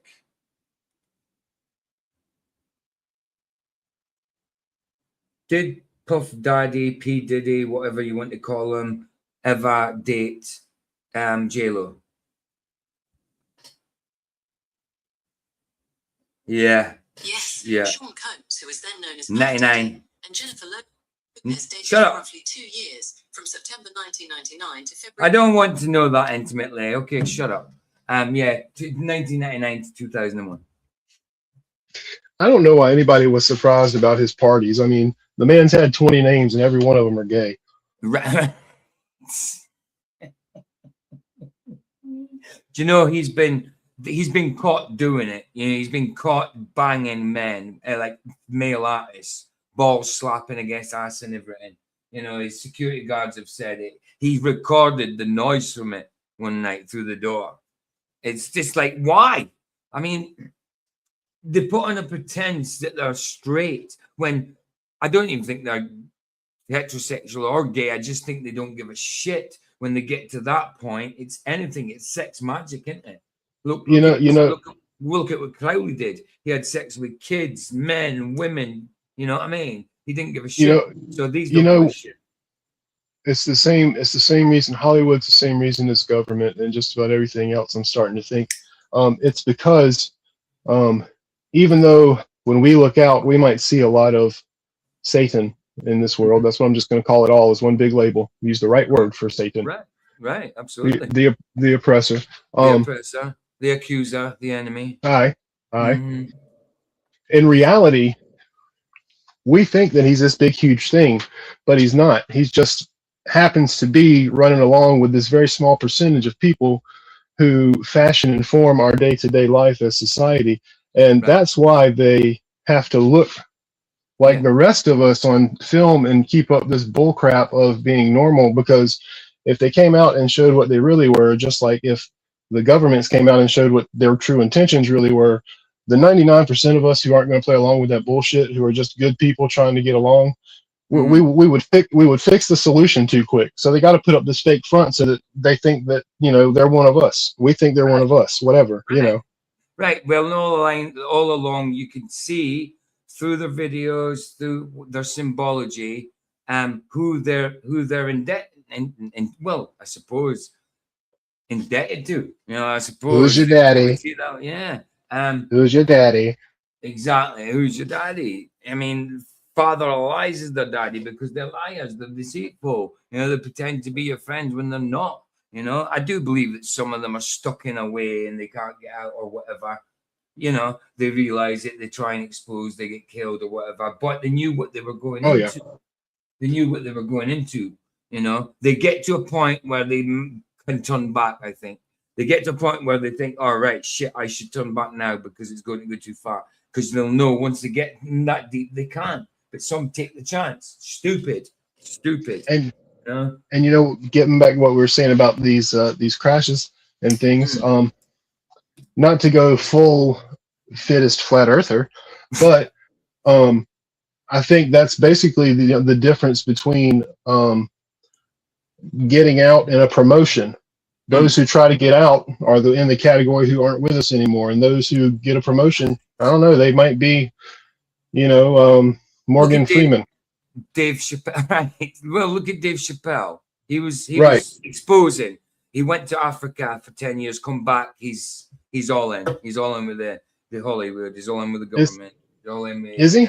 Is that even Dave Chappelle though? Is that even Dave? I don't know. Oh, if it's even Dave. If it's even Dave himself. Yeah, right. Good point out. Good. Yeah, that's what I'm saying. I think maybe if you don't go along with the show, then you really do get X'd. And then absolutely. Yeah. And then if you go along with the show, then maybe you should have shut your mouth. So your penance is now maybe you're going to get a career reset. You got to start back at the bottom as some other dude, or I don't know what. Right. Exactly. And yeah, I quite think that's possible. Absolutely, Dr. Bob, because that dude on that stage was not Jim Carrey. Don't care what anybody says. Yes, Jim Carrey went strange, but that was not Jim Carrey. That was not Jim Carrey on that stage. No freaking Jim Carrey. If that's Jim Carrey, I'll eat my hat live. Dude, I would as well. I really would. And if I was wrong about that, I would really attempt it. I would pull my teeth out doing it. I really would, because I'm convinced that was not friggin' Jim Carrey. Not at all. No, that was just some highly. I found a new rabbit hole. But anyway. Maybe it kind of like it went on for about a month and a half, and that's it. Nobody's really spoke about it. Maybe it needs to be looked at a bit. They just they're just waiting for it. That's how it works. That's how it works. You put out the 1 or 2 bullcrap clips, then you leave it alone for 3 months, 6 months, and it goes hush hush. And then when you bring it back around, everybody just accepts it now for some reason. And isn't it so convenient that we've got AI now that we can just blame everything on AI? Oh yeah, it was just a glitch, or it's AI or this or that. Yeah, it's all AI and stuff. We can just blame AI. So it's just one deceit upon the next. One what do you call it? What do you call it? Like what TFE did when trying to save yourself from the crap they did. What's the bloody terminology? When you're saving yourself from the crap you did. Like when you're backpedaling and covering up. Right, but it's called something. To stop it going any further, to stop it getting worse. Oh, like collateral damage? Right, that is collateral damage, but to stop it becoming it's called something. You're trying to save it. And what the hell is it called? Terminology. Oh my goodness. It's so simple. Like a salvage. We'll get there. You know the one. It's friggin' hell. Damage control. There you go. Damage control. It's like a big damage control type thing. You know what I mean? One can deceit upon another, and he's dead, but we'll clone him and put him out, but he doesn't look too much like him. We've got AI, so AI is damage control. You know what I mean? Oh yeah. I can't believe it took so long to get that. Yeah. So, side note, I heard this rabbit hole the other day. Then I didn't chase it down, but it perked my interest for a second. This guy was on about how, there's that whole people going about the cloning, right, and with celebrities and whatever.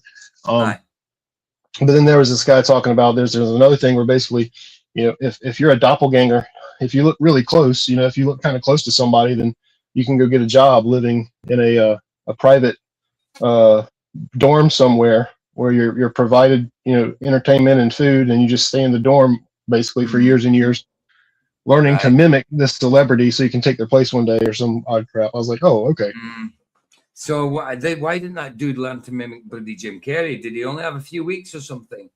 I mean, I guess he maybe he did so his much best. But sometimes they want you to go down that road. But sometimes they want you to know that he's dead and he's been covered up, but they're not going to admit it. Sometimes they want you to think that, even though it's true. You know, it might be. Sometimes they do reverse psychology, but then there's reverse psychology. You know what I mean? Yeah, because because they want you to know it. Sometimes they don't want you to know it. But I think they want you to know that. You know? Yeah, if you keep a fella mixed up, then he doesn't know which punch is the real punch. Right. Well, who's the author of confusion? Again, that father. He lies, you know. Aye. You know, it does say God will send a great delusion, but that's a different from confusion. You know, it's a different thing. And if God does do that, well, he does, says that, the devil could be used in doing that because God's supreme over all. You know what I mean? See, the devil has to ask God permission to do stuff. So does that mean God can use him? Of course it does. He created the bugger. Well, not Satan himself, but Lucifer, you know. Anyway, shall we continue? Predatory figures in the music industry like P. Diddy at one of the infamous white parties. Diddy is also in jail for racketeering and sex trafficking charges. Dr. Bob, he knows smoke weed. He's like, weed does something with the memory, but forgot what it is. Fair play. Sean Combs charged in Manhattan federal court with sex trafficking and other federal offenses. You see how some YouTubers are so about their money. They cut out the letters and everything, you know? Like, I don't give a crap. Like, once I get my AdSense sorted out and I'm back to Super Chats, or I can get Super Chats, I don't go full monetized. I've got Super Chats and that's it. I don't care. I'm still saying sex. I'm not blanking out the word sex. I'm still going to say pedophile. I'm still going to say rape. I'm not going to say grape. I'm not going to say PDF. You know what I mean? I think I used to do it. I used to adhere to it. And I thought, I'm not monetized. Why am I adhering to it? You know? Because it's not the fact they ban you for it. It's they don't monetize you for saying shit like this. But it's that that's what the word means. You know, it's sex. It's pedophile. It's rape. It's not rape. It's not PDF, you know, and it's not socks, it's sex or whatever. Like in TikTok, you've got to say pew pew for a gun. I mean, like stupid. I mean, they're trying to say that words don't mean things. You know what I mean? So you have to make all this, it's like almost making up a new language like Gen Alpha. They're all talking iPad, skibbity toilet, whack diddly do. So, Gang. Gang. Like you give a kid, Gen Alpha, a book now, and they will try and zoom in and scroll it. You give them a book with words in it, they'll try and scroll it. You know, people say that PJ, like it's okay, they're typing, they're still writing. No, typing activates a different part of your brain than actual handwriting does. You use different muscles. You know what I mean? You do it in a different way. It activates different parts of your brain. You're a bit more. You have to think. Kids can't think now. These kids coming up now, though, they can't even do that. They don't know how to actually use a PC. If it's not a tablet, they don't know how to use it. You don't yet. You ask them what a console is. They won't know. They ask what a computer is. They don't know. It's just a tablet or an iPhone, I suppose, or a smartphone. You know, it's just so nuts, though. But and it's sad that a lot of the kids now. But idiocracy does seem to be becoming more and more true. Unless they get, like, I don't agree with the education we got, but unless they get kids back onto reading phonetically, you know what I mean? Now they try and, like, just give them pictures and guess what the word is to that picture.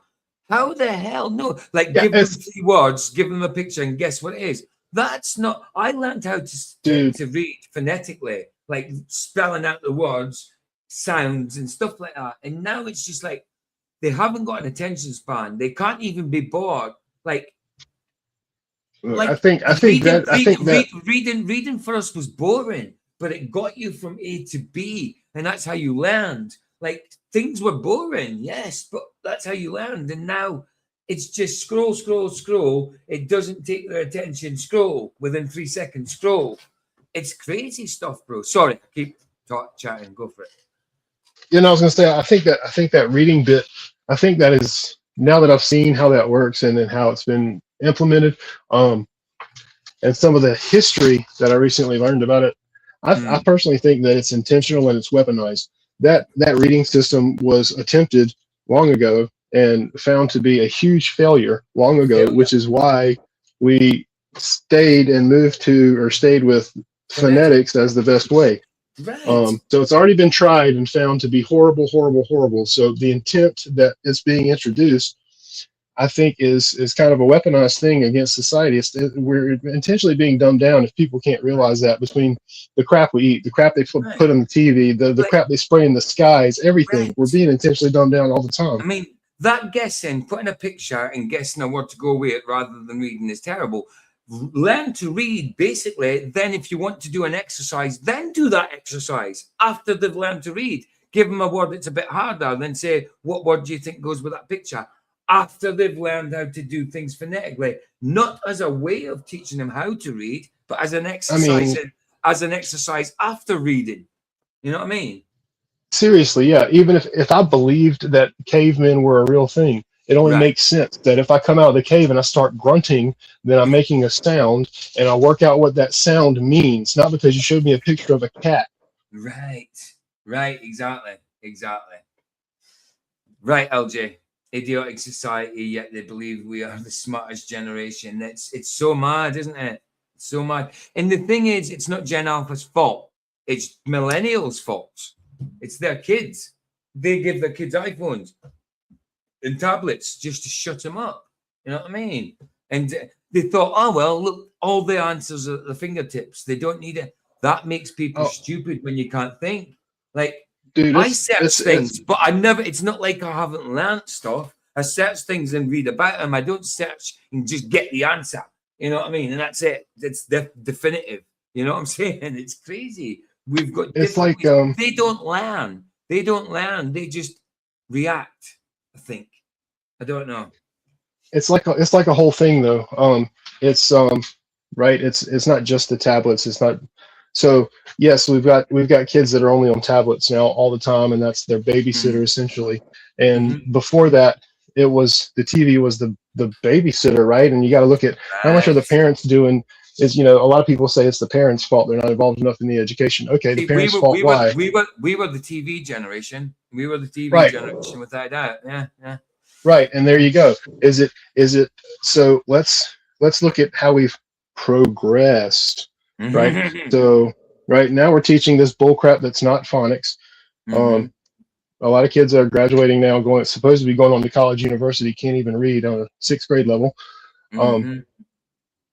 So is it the teacher's fault? Well, over here we've got No Child Left Behind initiative. So that's not the teacher's fault. That's just the government pushing them through the grades. Right. Yes, the teachers' hands are pushed. That the teachers' hands are led. They can't do. They have to do what they're told. So they have to give. It doesn't matter if these kids are well behind and they fell behind and they just can't be bothered to do it. You have to get these kids passed. So even though they have done all the grades, they've messed up every project and got an overall grade of crap. Oh, well done. You've passed. You've graduated. That's nuts to me. Right, exactly. So you got that. So you want to blame the teachers? Well, there you go. There's the teachers having to do what they got to do. You want to blame the parents? The parents can't be involved enough to help the children learn at home? Well, anywhere you go in the world anymore, both parents need 6 jobs just to buy peanut butter and jelly. So what do you do with that? Right. It's all by design. It's all big, huge design to dumb us down and pick us apart and make us dependent on a system to where that's the only way we could possibly survive. And what's the easiest way to get money now? They try and go viral. Even kids and parents are using their kids to go viral, and they're even like people older than me are going viral because they see how much money people are making. And some older people can't go viral depending on what they're doing. You know what I mean? It's nuts. And whole families are presenting their lives on TikTok and YouTube and Twitch and things like that. You know what I mean? It's nuts. And it's a false life because behind the scenes, it's not that hunky-dory. You know what I mean? But it's just another form of TV, but it's more indoctrinated than I think ours were. You know, we had the hypnotics of it. We had subliminal messaging within TV and all that. We had all that. Now it's just blatant. They've just got them addicted, and it's an actual chemical it's released. You know what I mean? That gets them addicted to this. You had a kid scream for their iPad. If you had it, if you try and take it off them. Oh yeah, it's horrible. I got to pop off though, Gaji. All right, bro. I'll catch you in chat. I'll catch you in chat. Much love. I'll get on with this now. Yeah, no worries. Cheers, guys. Bless, man. Ta-da. Right, let's continue. Just with documented evidence that he ran in the same circles as Jeffrey Epstein. Although the link between the two has never been officially confirmed, it's pretty obvious that the two were connected. Outside of aviation accidents. Sorry, say that again. LJ, what's that? Have I watched Lunch Break before? He breaks it down good. Lunch Break, that rings a bell. If you got a link, is it what talks about Jenna? Oh, you talking about, is that the blonde guy? Blonde guy? He's quite young. He talks about Gen Alpha. Are we talking about the same person?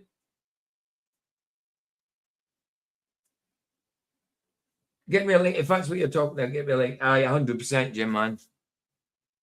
100%. It is all by design, 100%. Yo, how's it going, Matthew William? Gaji, how you doing, man? How you doing? Rolling home from a birthday supper for my dad. It was my dad's birthday today. How come you're quite low? Can you hear me? Radio check. I can hear you, but you're quite low. Radio check. Yeah, we can hear you. You're just quite low. That's all. Let me just turn you up a bit.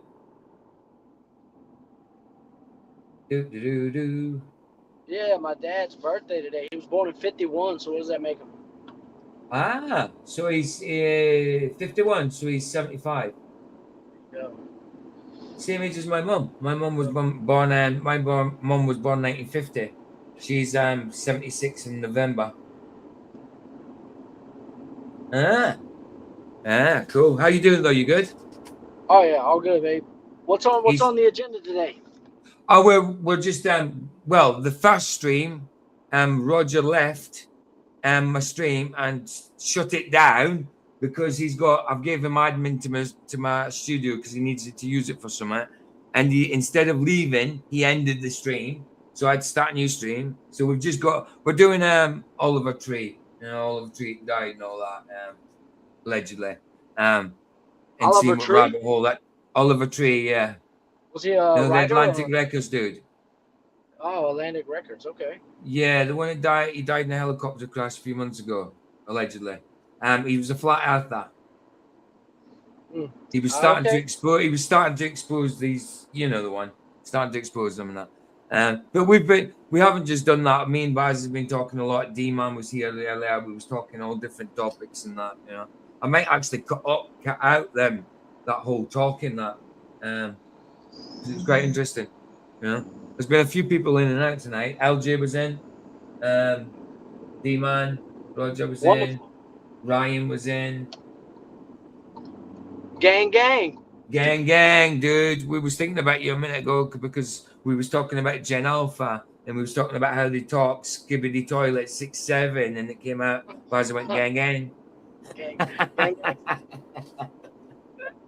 Right, let's continue. You good?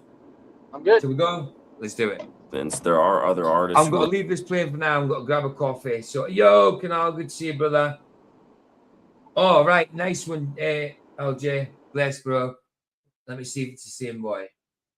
Oh, right, you're talking about buildings. Right. Well, I thought you were talking about the Gen Alpha thing. So this is timelines to do with what is going on in the mainstream. Okay. Nice. How long was that video? Okay, so it's talking about all sorts throughout the timeline. Okay. So it's breaking down like commercialism, sport, right? Okay. Society, basically. Hey, that'd be good to do that. How long is it? It's only 8 minutes long. We might have a look at that like tomorrow or something. That'd be cool. Right, I didn't realize you were on about this guy. I'm sub to them. I am sub to them. Look, I'm already subbed. Look, So yeah, cool. We'll have to have a look at that. I'll have to have a look at that. I thought you were on about Gen Alpha thing. So this will talk about reading and all that we was just talking about, because we was talking about like Gen Alpha read nowadays. They don't read. They scroll. They get the answers. They're told to guess pictures with a word with a picture, and we were taught to read phonetically or phonically. Is it phonically or phonetically? It's phonically, yeah. It's phonetic as if it's. Hold on. Let me just check. Is it phonically or phonetically? Phonically. Meaning? Relating to the sounds of spoken language, specific words, and that's phonetically, but so is it phonically, or is it just phonetic? I think it's phonetically. I think I was right. Phonically. Phonically is an adverb that means relating to speech sound. Oh, they're both much and such the same. Teaching, reading. No, it's phonically, because phonically is teaching it. If you're doing it phonetically, you're sounding it. I think. Let me just make sure. Phonetically means relating to the sound spoken language. Yeah, sounding out specifically words are written and read out. Right, yeah. So one's teaching it and one's sounding it and reading it. Got it. Right, continue. Involved with Atlantic who have passed away under strange circumstances, including Tupac, Biggie, Nipsey Hussle, P&B Rock, Bon Scott, John Bonham. The list just goes on and on. Throughout the years, Atlantic has been owned by various media conglomerates, each with their own controversies. But in 2011, the company acquired new ownership. Shortly after Oliver Tree passed I'll leave it playing. I need to go and grab a coffee. away, many were quick to notice the connection between Access Industries and Atlantic Records, being that in 2011, Access Industries bought Warner Music Group, which owns Atlantic Records, for $3.3 billion. Right. Top corporate news, another Matthew, Jono says, if Matt looks at the sun, it's just above my house. Did you hear that, yeah? There you go. There you go. suitor for MGM has cropped up. It's billionaire Len Blavatnik.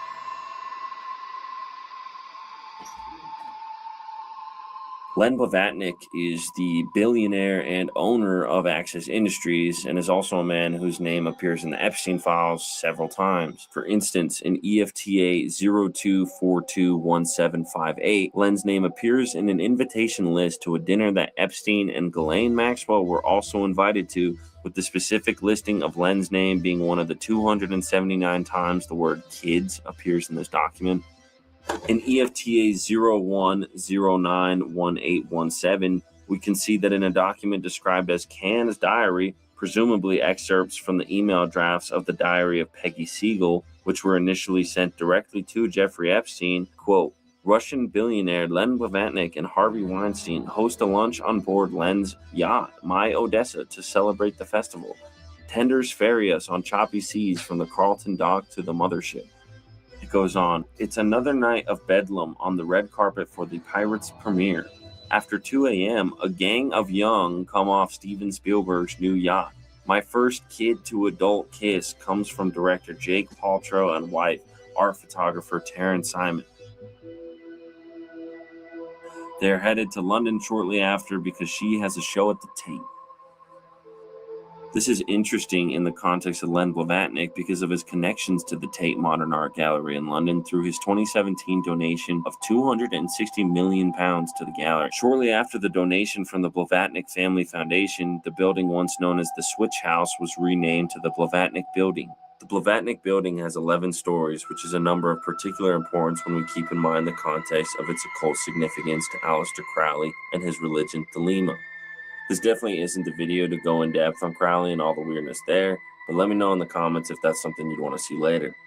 In 2016, when the whole pizza fence conspiracy theory broke, a lot of people were made aware of the works of Marina Abramovich. From her spirit cooking to her other performance art, a lot of researchers look at stuff like this and consider it more the workings of a witch. Spirit cooking is a process in which blood, sperm, and breast milk are mixed together to paint with.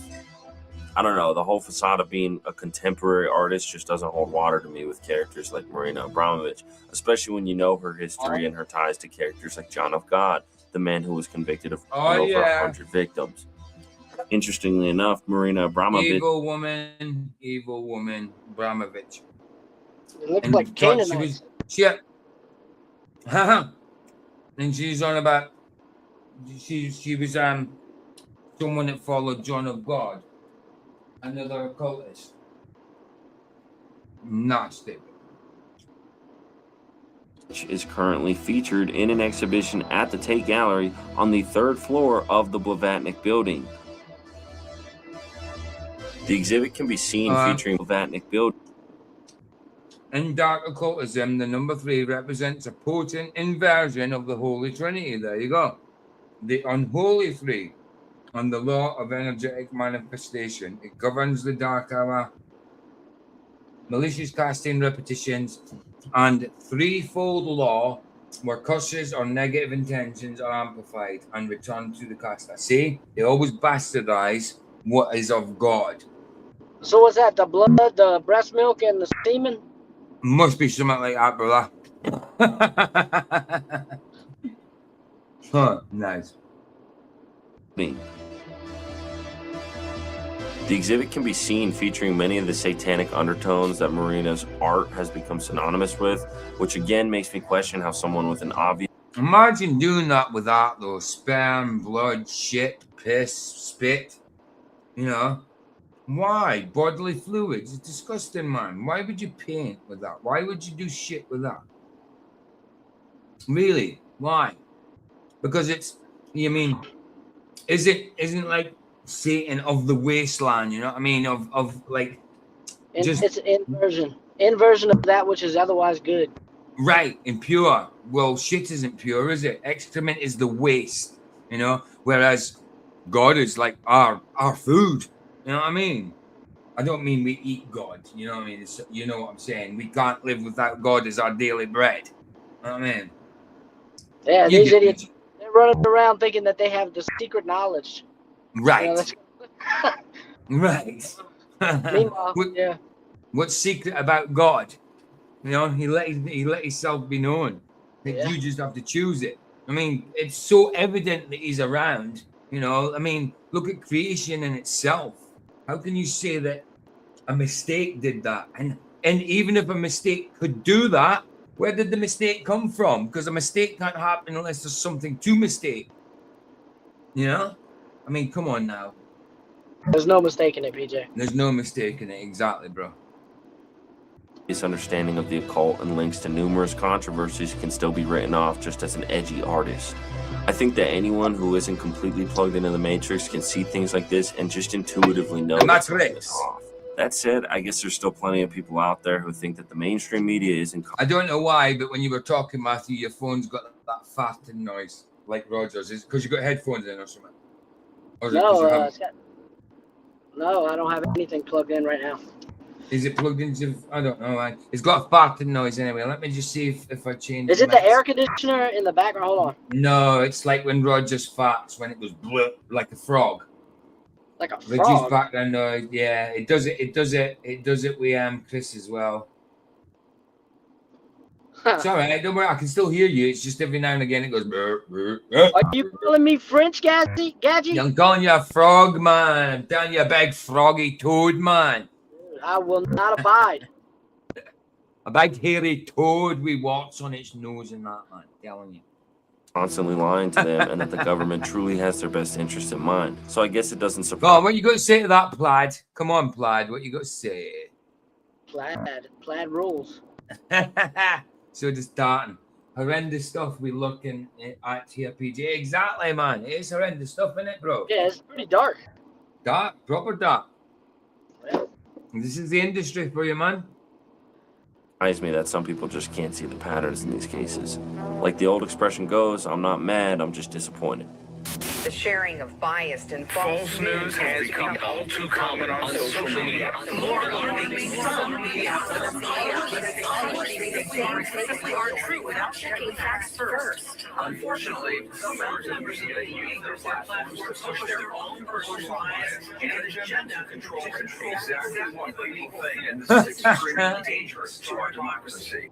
This brings me into the whole Mr. Pizza aspect of this rabbit hole with Oliver Tree. Leading up to his death, Oliver Tree worked with a Mexican music group known as Malcriado, where they... Hey, it's weird that he had the Kiss makeup on when Kiss is meant to be, what is it? I know it's not true. Well, they say it's not true, but it's meant to be an acronym for Satan something, Satan servants or something. I'm not sure if it's an acronym of what. I don't know. I wasn't a big Kiss guy. Yeah, it's meant to be. Hold on, let me just find out.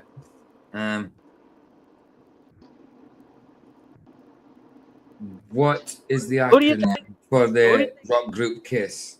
Your phone's really farting. It's weird. Who do you think slept with more women? New York City in January Oh, shut up! I'm not asking you, phone. I know. You don't need to tell me that.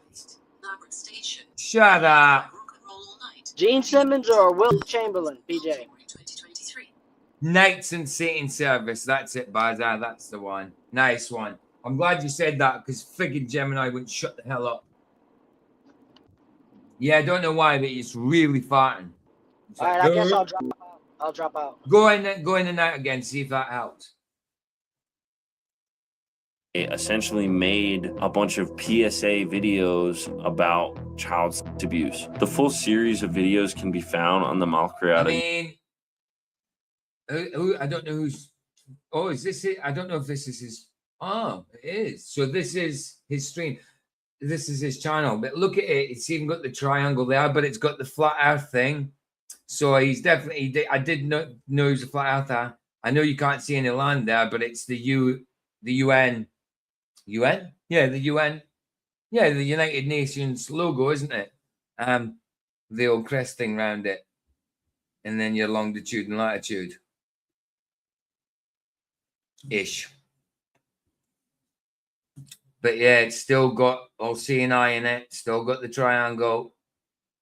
But it's just there. So that's what he called himself. Marcoa. Malcriada music. Okay. Hold on. Malcriada music. Oh, okay. About child abuse. The full series of videos can PSA videos about child abuse. Yo. Is it still bad? If it is, I know what it is. Yeah, it's fine. All right, 1 second. I'll be back. All right, bro. Abuse. The full series of videos can be found on the Malcriado YouTube account, and in the description of the video, they specifically state that they created the Mr. Pizza campaign to combat child sex abuse. Yeah, right. With all the recent revelations revealed in the Epstein files releases, okay. I think it's safe to say that all the people who have talked about pizza-related conspiracies for years. Look at that, old Donald Trump with the Pizza Hut, and he's biting the Pizza Hut. You know, he was there at Epstein's as well, wasn't he? You've got old Trumpy. That is Trump, isn't it? Releases, I think it's safe to say that all the people who have talked about pizza-related. Yeah, that's Trumpy boy. Look at him eating cheese pizza, yeah. CP. Trump. I see you, bro.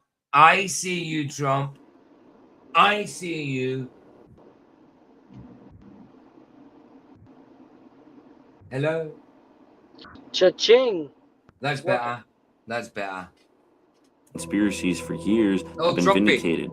The pizza code word is one of, if not the there most you go. commonly Peter referred Pals to using codes that cheese has and become pizza synonymous with emojis. child trafficking rings, child predators, etc.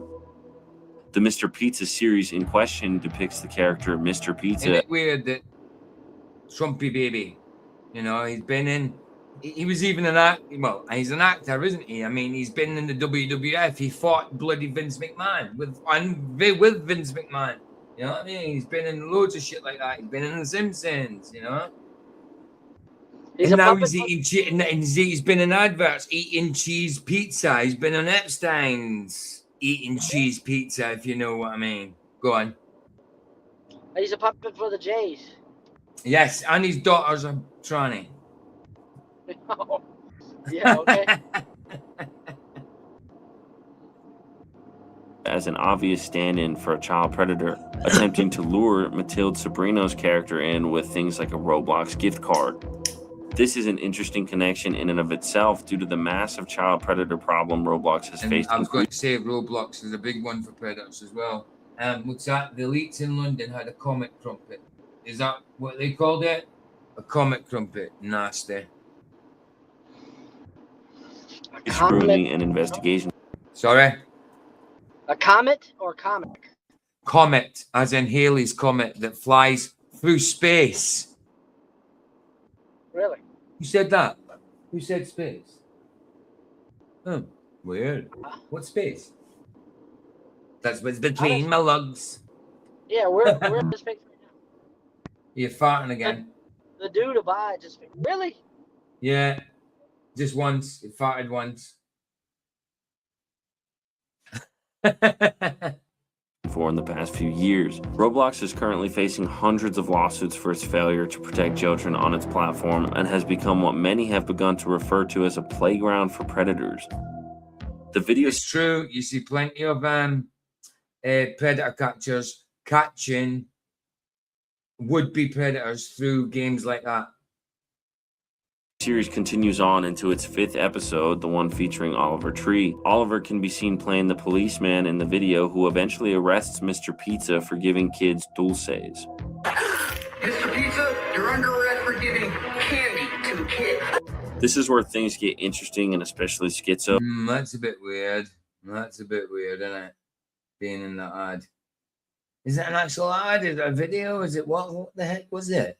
Mr. P, what was it? Was it an actual ad or what?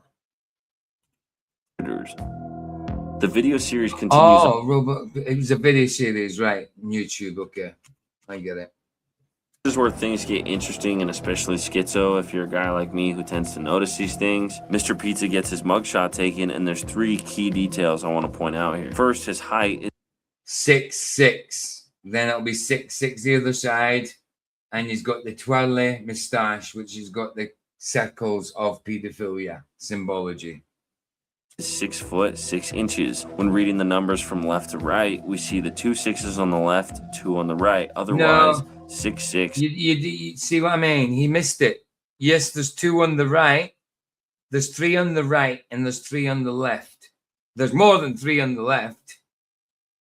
But you can see it's 666. And 666 down here. Look, 2 6s at the top, then 6 poking out the side of the pizza. 2 6s at the top, and the 6 next to the 5. It's 3 6s on each side, not 2. Listen, he says 2. He's not as observant as us, Jono. Left to right, we see the 2 says height is 6 foot 6 inches. When reading the numbers from left to right, we see the 2 6s on the left, 2 on the right. 2 on the left, 2 on the right.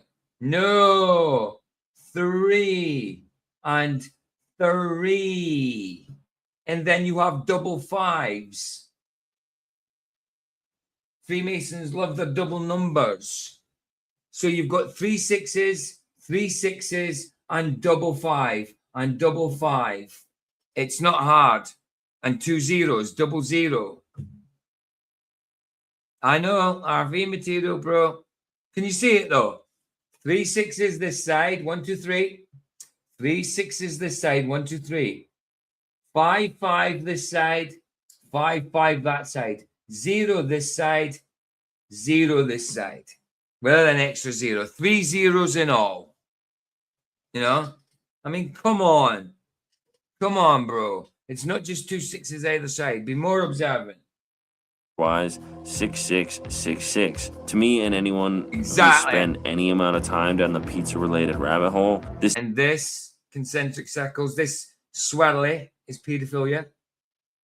symbolism is pretty obvious in its reference to the satanic element, which is often found within these networks. This is also the satanic element found in quote-unquote art from these artists like Marina Abramovich. It's also found in cartel groups through the practice of Santa Muerte. No doubt. The second thing I want us to take note of is the spiral shape of Mr. Pizza's mustache. And yes, the oh, there we go. What the hell? The second thing I want us to yes, spirals for pedophilia. Spiral for pedophilia. They're also sixes. They are also sixes. Take note of is the spiral shape of Mr. Pizza's mustache.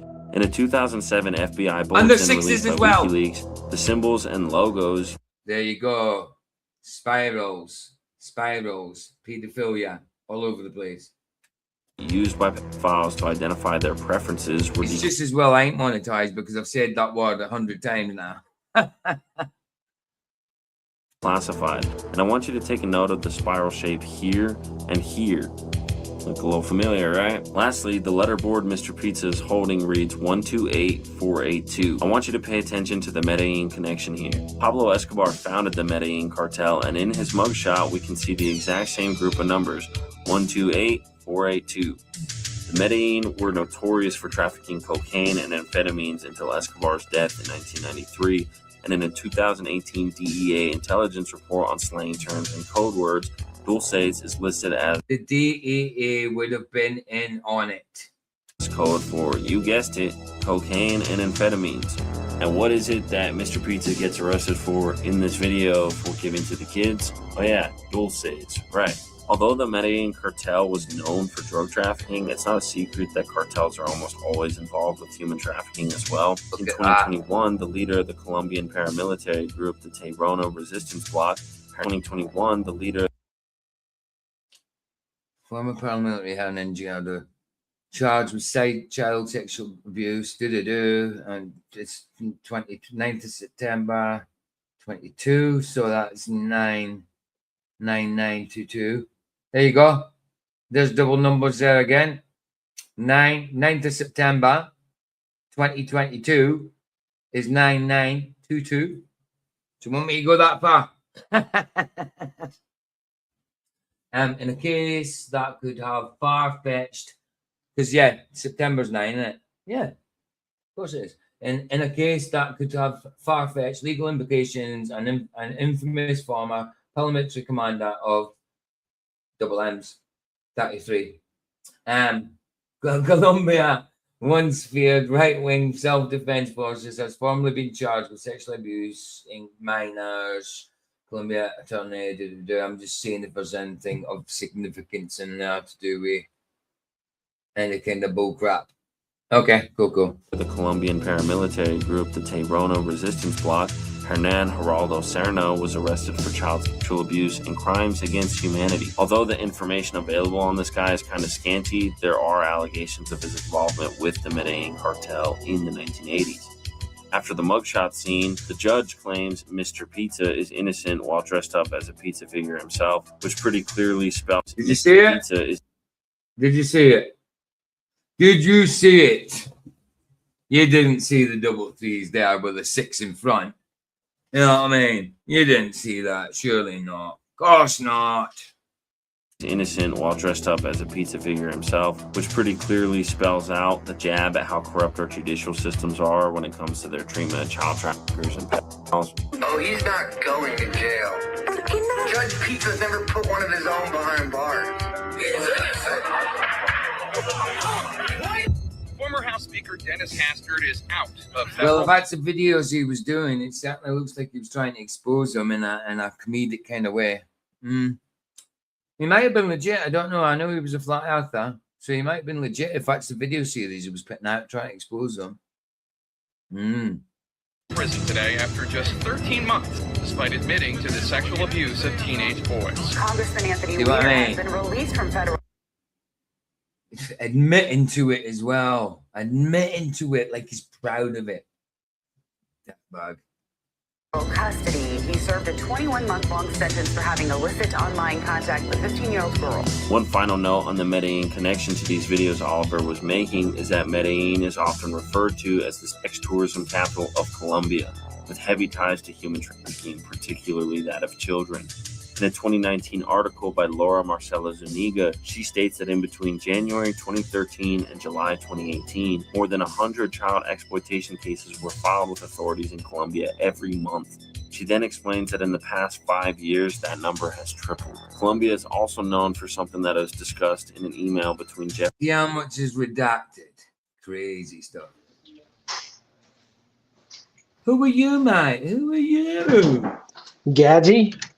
Oh, you're a gadget. I'll say. Would you like to join my club? Good to Are see you, there bro. any dudes? Is there any dudes? Yeah, any Well, dudes? can't you see we're just emailing Epstein right now? Look, can't you see? Some of it's redacted, like. Sad state of You don't affairs, want to be bro. part of that party, bro. Terrible No. party that is.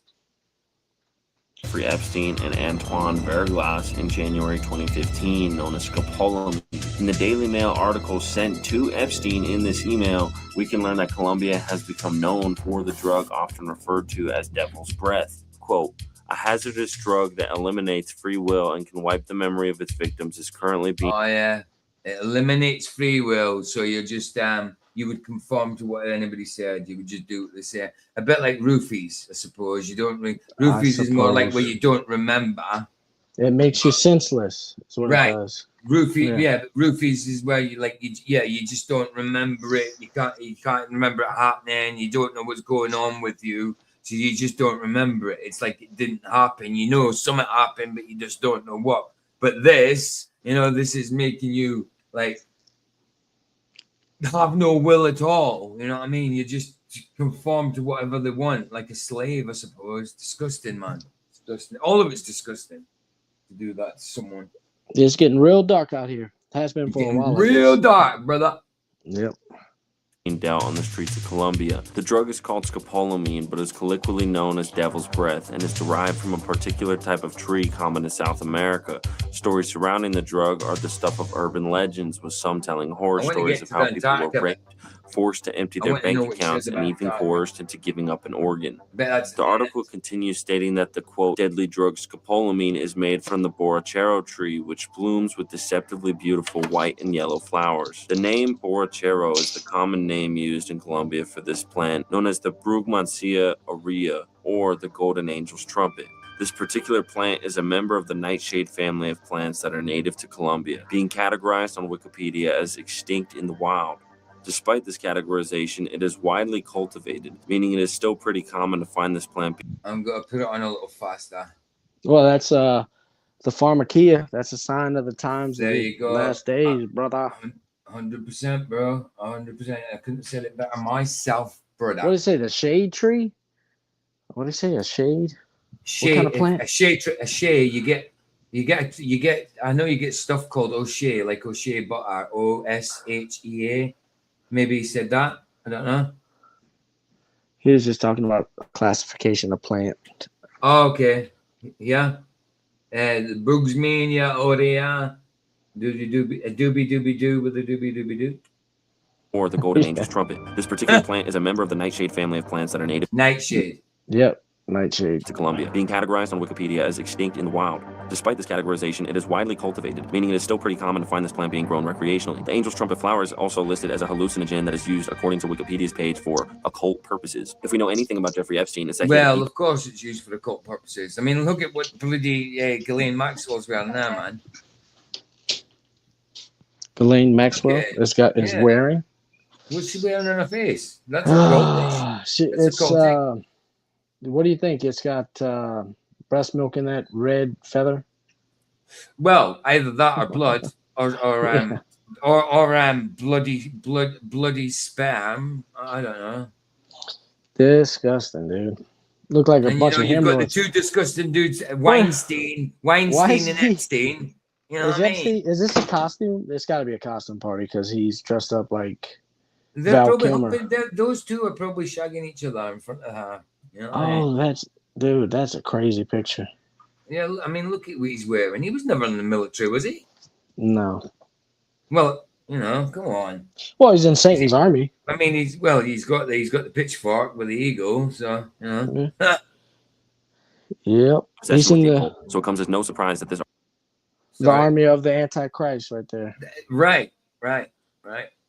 article about a hallucinogenic drug used to eradicate people's free will that has occult significance made its way to Jeffrey in 2015. It would appear, however, that Jeffrey Epstein knew of the Angel's Trumpet long before Antoine Verglas sent the Daily Mail article to him in 2015. In a work proposal dating back to March 27, 2013, we can see that this company proposed planting 2 trumpet vines on the Zorro Ranch. In an invoice dated on July 27, 2013, there's a work order totaling $75,000 which states that, quote, Colombians and trumpet vine planted along pathway between MH and Dogpen. We can assume that this work was done by the same company, and to me, the Colombian connection in the wording here speaks volumes to the impression that this trumpet vine is the same trumpet as the Angel's Trumpet. In March, go take it down one. That's a bit too fast. The Angel's Trumpet. What is he talking about? That's the flower. Oh. 2014, Epstein emailed Anne Rodriguez to, quote, ask Chris about my trumpet plants at the nursery, to which Anne responds, will do. Anne Rodriguez was the property manager for Epstein's Little St. James. Epstein's talking about, checking out his trumpet plants. They know what those trumpet plants do. They make drugs that make you willless. You know? Yeah. No volition of your own. Island and has been accused of kidnapping and assault. Additionally, in the federal criminal case, which found God gives you free will, but someone else takes that will, you know, that's against God. That's against God. Yeah, it is definitely 100%. If you're taking someone else is taking that will that God give you freely or to do with what you want, obviously He would like you to do something with it towards Him, but you know He gave you it freely. You know. You're harming your neighbor who is made in the image of God. Right. 100%, bro. Well said. On Ghislaine Maxwell guilty of trafficking minors along with other charges. The Angel's Trumpet is mentioned in the context. She was just as bad as the rest of them. I mean, that's why she's doing prison, I suppose. Of hallucinogenics and being. But I do not think Epstein is dead. No way. I think I heard Ghislaine Maxwell was in a Kush prison. In what prison? Like it was pretty cushy, posh, yeah, Kush. I see what you're which prison is Ghislaine Maxwell in?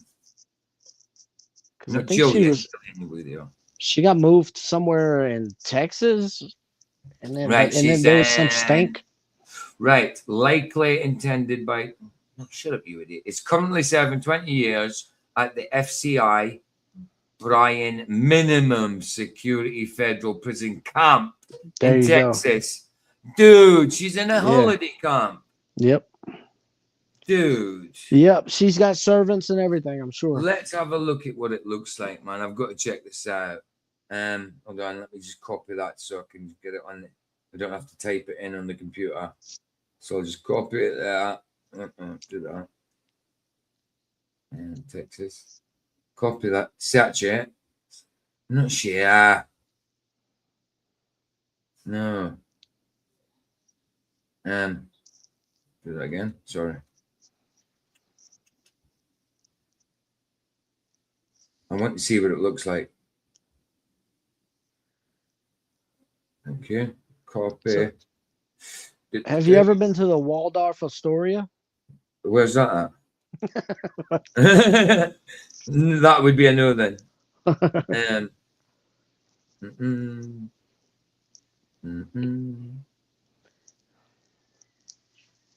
Right.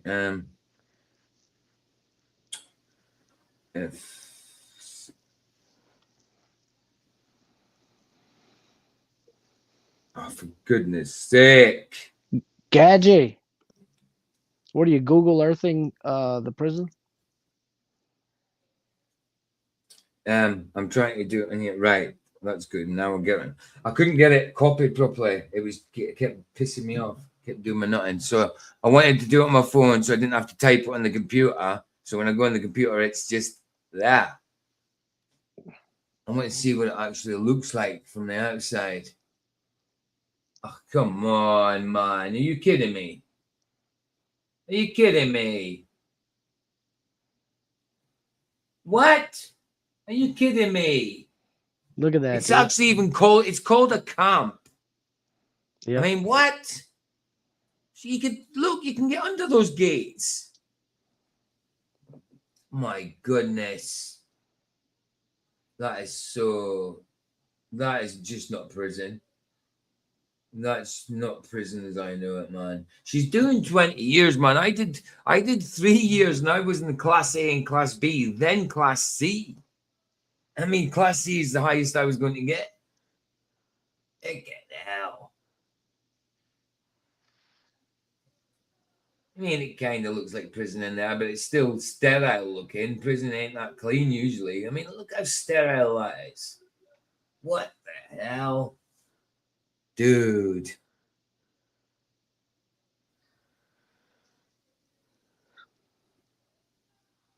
And it looks like one of the buildings from my old school. Looks like a Mormon temple. Right. Right. Look at that. You've got netball. You've got netball pictures there. Look, 1, 2, 3, 4. 4 netballs. Yep. Little court here. A gym over here. Wow. And the fences you could just climb over. Wow. Wow. Just wow. Wow. She's not doing prison. Said by a victim at Epstein's house. Never tell a stranger on the internet where you live. I know a lot of this may seem just like random information, but when you keep in mind the broader context of these Mr. Pizza videos that Oliver was making and their ties to Colombia, the information they were presenting seems clear that there was definitely something they were trying to warn people about pertaining to all of the above mentioned topics. You're not a kid, you're Mr. Pizza. If there's one thing we know about Oliver Tree, it's that he took his music videos very seriously and he was meticulous with all the details involved in them, meaning nothing. I'm flat earth. Thing would make its way into the video unless he intended it to. In film, there's a term for this known as mise en scène, which refers to the idea that everything which is placed into the scene is done so intentionally to help the story. Macchiata themselves have defined the Mr. Pizza series as a PSA to combat child sex abuse. So when we consider this tied with the amount of detail Oliver Tree was known for with all the videos he made and was involved with making, it becomes hard to overlook the fact that these smaller details that some would deem coincidental made their way into the video. And yet, it's either non-coincidental. I mean, he's either doing it to let people know or it's psyop. But I think he's trying to let people know. I mean, it looked like it. Yeah, absolutely. So that guy's dead? He's dead. Just a couple of months ago, June the 14th. Wow, I didn't even hear about it. Yeah, helicopter. And then a helicopter. Just like Kobe. Wow. Man, we just had a family death, probably like a second cousin or something like that. Right. He was a young kid. He in New Orleans. Okay. He's still a senior in high school. Dude, sorry. They were urban exploring in the city. Dude, I watch channels doing that. Yeah, he fell 200 feet to his death. Dude, shame, man. I like channels that do that as well. Yeah.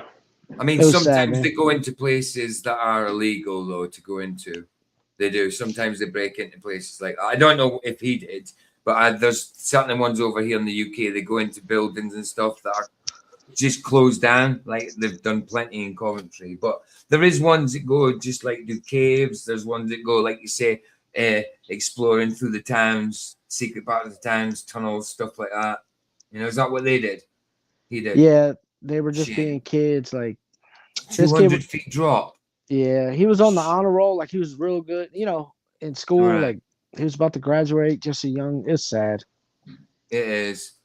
Sorry about that, bro. God bless his family, man. His mother, yeah. They coincide perfectly with all the coded language we know these networks use. For example, some might say that the height choice of 6 foot 6 inches. Again, it wasn't 6666. It was 666 666 55 55 00. Or the spiral mustache were just design choices with no relation to the topic of child abuse. But to anyone who's done the research, we know what these symbols mean. So clearly the video creators had to have too, right?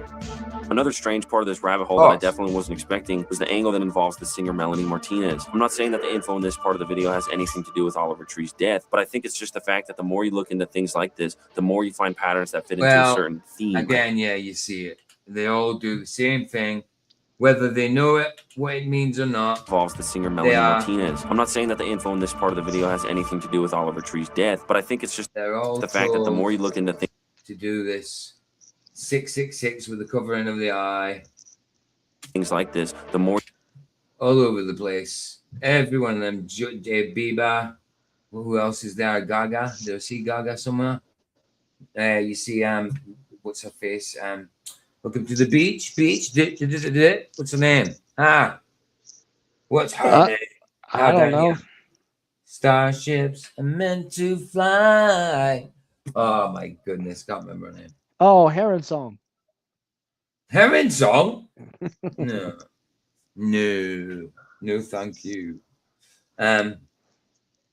You've obviously got Angelina Jolie there. I know her name. What the hell is this one with the pink Napa skull?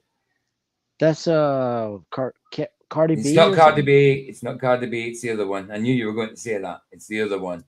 I don't know, bro. Not that it matters. You find patterns that fit into a certain theme, I guess we can call it. Melanie Martinez is a singer from New York who is signed to, you guessed it, Atlantic Records and dated Oliver Tree in 2019. I couldn't find too much about the relationship. Nicki Minaj. I said that. No, you didn't. You said Cardi B. Kind of short-lived, with people online saying that it ended in June 2020. When looking into Melanie Martinez, the first thing I couldn't help but notice was her quote-unquote aesthetic. The likes of Nicki Minaj, and they admit it, they say that when they go on stage, they've got other personas. She's got one, a boy called Roman, who's gay, who says the things that she doesn't dare to, you know? So they've got these demons within them, and they know it.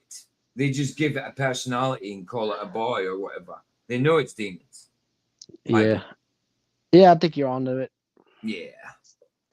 There's plenty of monarch symbolism behind her whole look, which, if you're not familiar, is an alleged subproject of the very real MK Ultra program. Kathy O'Brien has been talking about monarchs since the 1990s and explains how the government and high-ranking politicians, military figures, and folks in the entertainment industry... Monarchs just goes hand in hand with MK Ultra, doesn't it?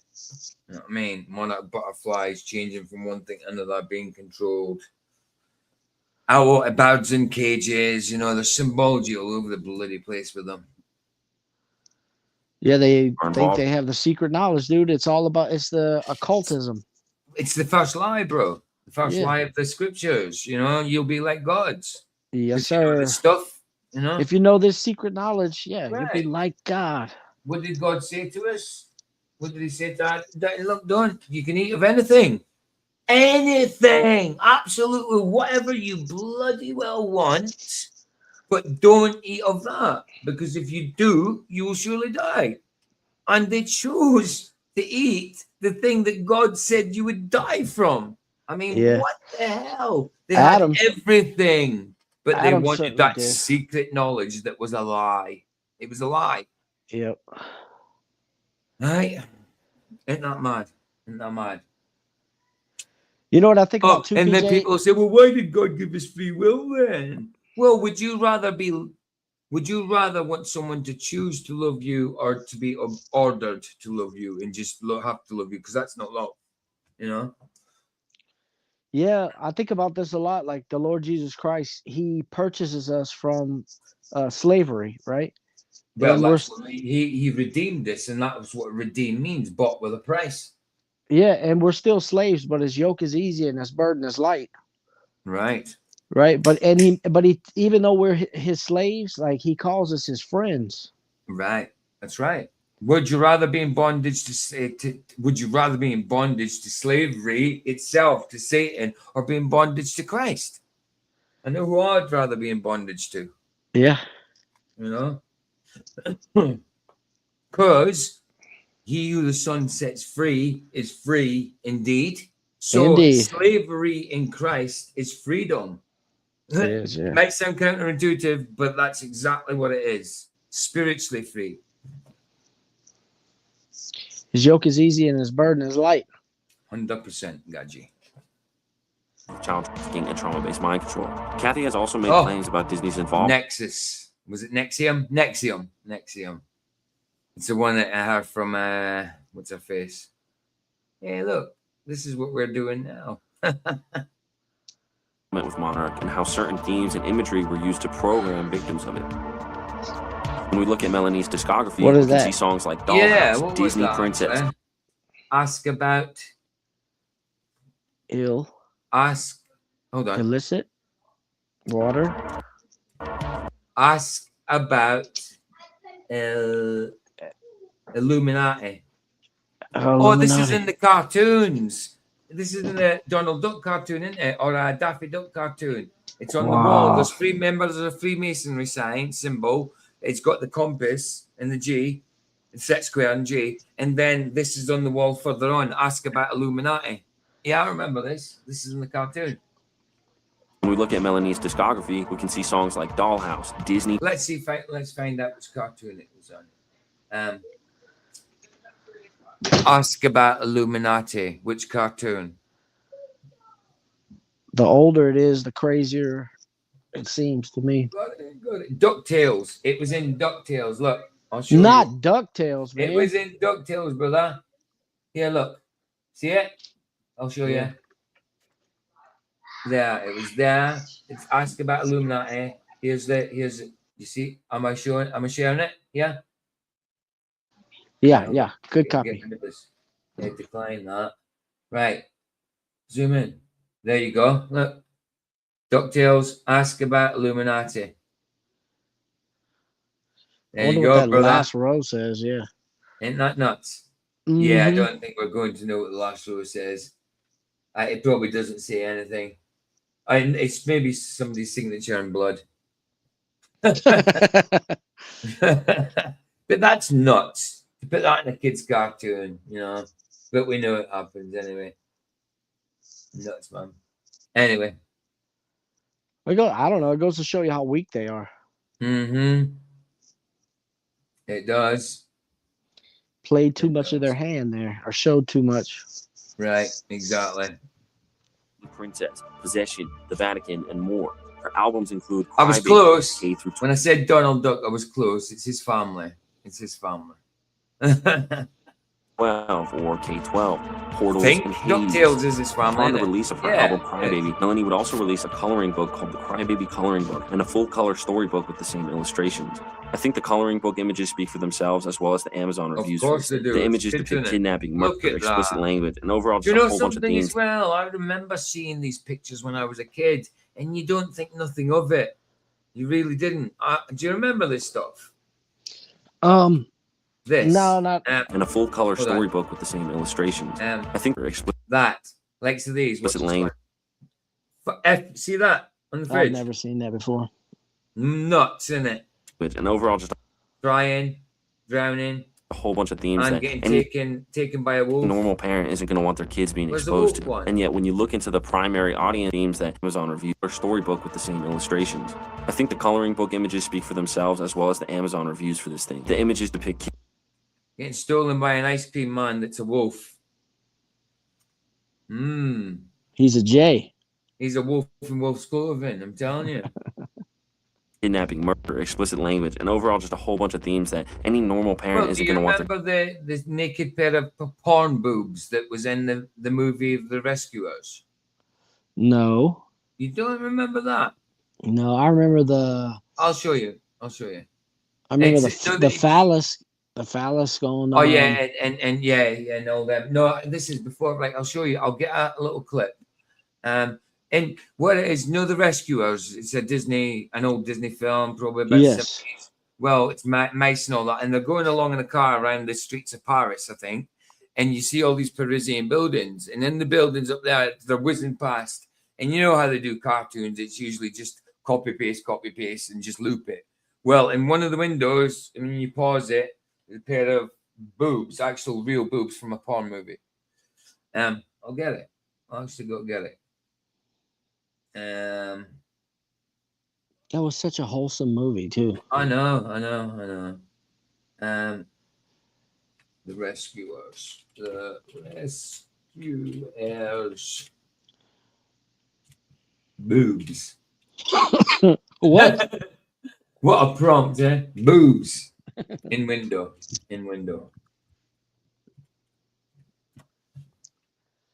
And send hidden images myth busted. Here we go. Look, here we go. We'll see it down here. All right.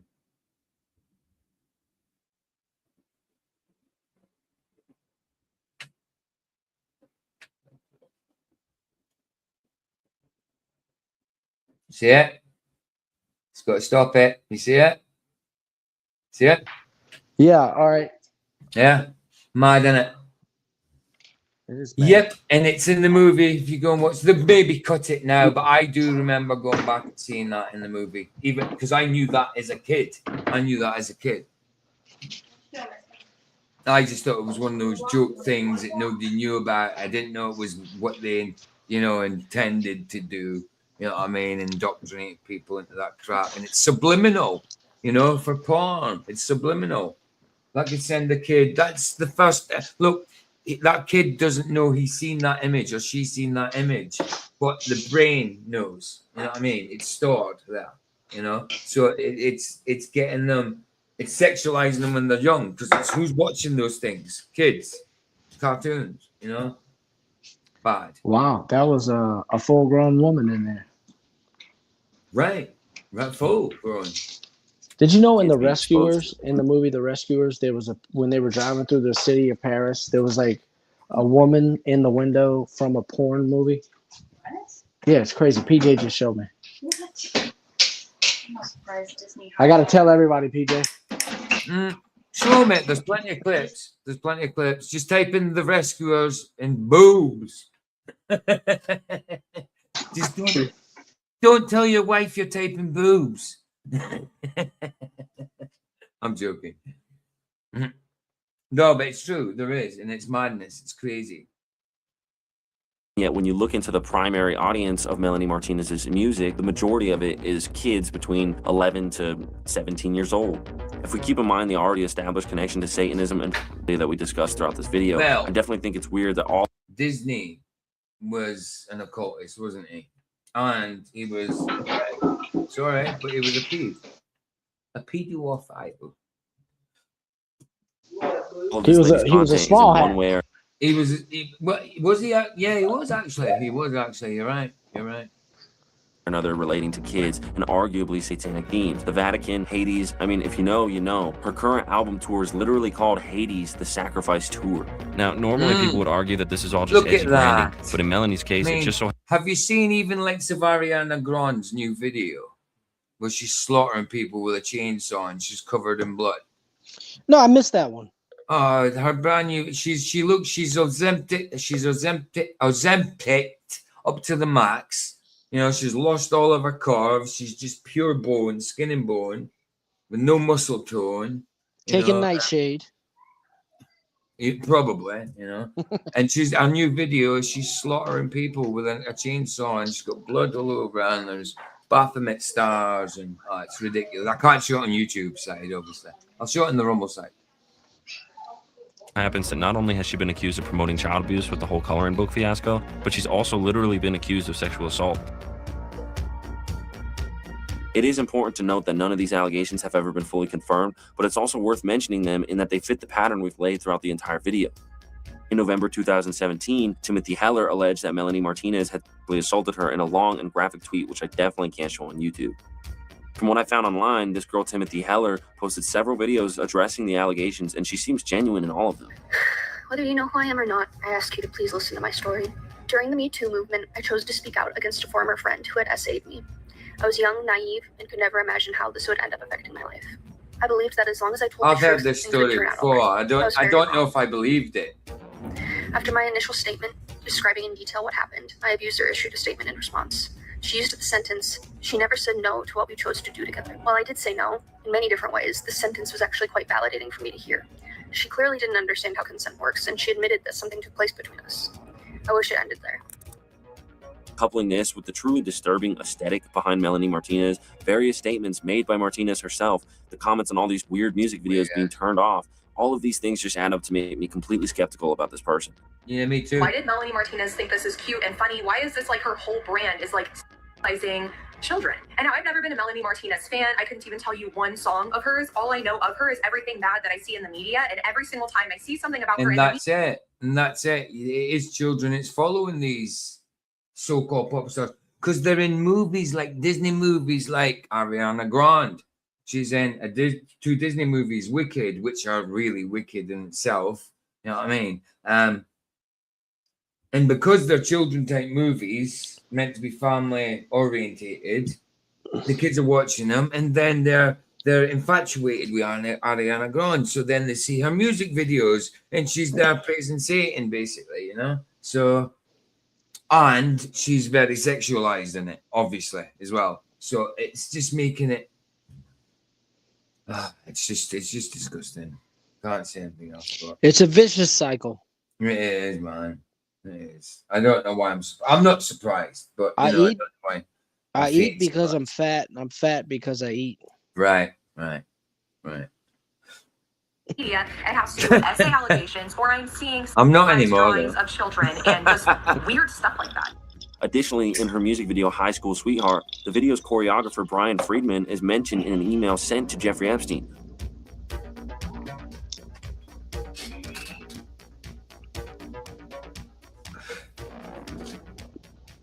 Wow. The whole document is kind of strange and not exactly indicative of anything, but again, this person's name can be found in relation to Jeffrey Epstein when I initially discovered it through researching Melanie Martinez. Well, there's going to be this story involves there'll be a lot of names linked with Jeffrey Epstein, even through friends.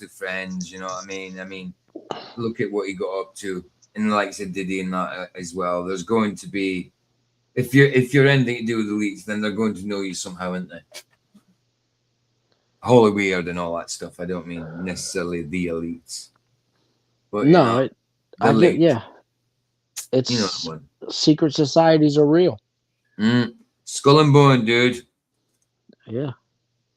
Hail Zoltan.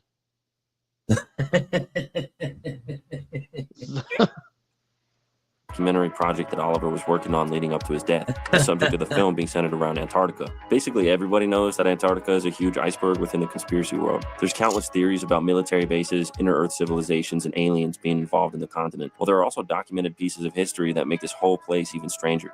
2 days after Oliver passed away, a video was posted on TikTok that showed some of the videos he played at his concert at the Red Rocks Amphitheater. Hello, I'm Ron Johnson Van Swanson, the president of Alien Boy Records. Alien Boy Records, the marketing comes first. It's about what you look like, not what you sound like. That's AI. Was that Yeah. that's AI. The music just isn't that important. We sign artists who are interested to look, no matter how watered down or dog shit their music sounds. Alien Boy Records has access to cutting-edge algorithms, bot farms, and pay-for-play technologies, which has made crafting industry plants up to 15 times easier than before.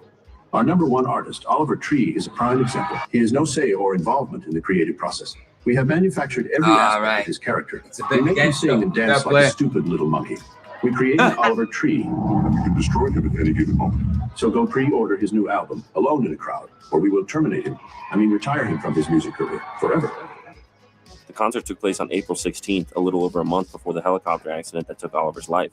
Keep in mind that the video Oliver posted announcing his departure from Atlantic was on April 1st, just 2 weeks before this concert. The video he played at Red Rocks is an excerpt from the full Antarctica documentary that was leaked online from when he premiered the film at a private screening event, also in April. Outside of the Ron Johnson Van Swanson ad, the film has some strange joke ads that lead into the start of it. One of the ads features a fake company called Meditech, whose logo is eerily similar to the Eye of Providence, which has become recognized as I was going to say, but so was his logo itself on his channel. But I think it was a take the piss, obviously. But yeah, of course it is. Of course it is. It's always going to be there, this bloody Eye of Providence and the pyramid and shit. Sorry, Paige. Wow. This is a family show. Yeah, sorry, Lord. The unofficial symbol of the Bavarian Illuminati. The whole documentary can be found on YouTube and is worth a watch, as it was one of the last projects Oliver Tree worked on before his death. It also seems to point to more proof that Oliver was trying to expose the workings of the global elites, despite the satirical nature of the film. Every time we go over to do like fight night or a movie night, he puts in 3 or 4 songs in there that we play on the full side. Wonderful. Yeah. And he does them in series. He does them in series, so he's got series of them. So yeah, so I need to start copying them actually while this is playing. He always does it at an awkward time when I'm doing something. I'm joking. I'm joking. On July 2nd, 2020, Ghislaine Maxwell was arrested and charged with trafficking, enticing minors, and perjury. After her arrest, researchers online made discoveries of what was once an unknown facet to the Jeffrey Epstein story. Ghislaine Maxwell's Terramar project was now exposed Ghislaine in the open. Maxwell, who's not even in a prison. The She's in a Terramar bloody project announced its holiday official camp. closure on July 12, 2019, just 6 days after Jeffrey Epstein's arrest at the Teterboro Airport in New Jersey.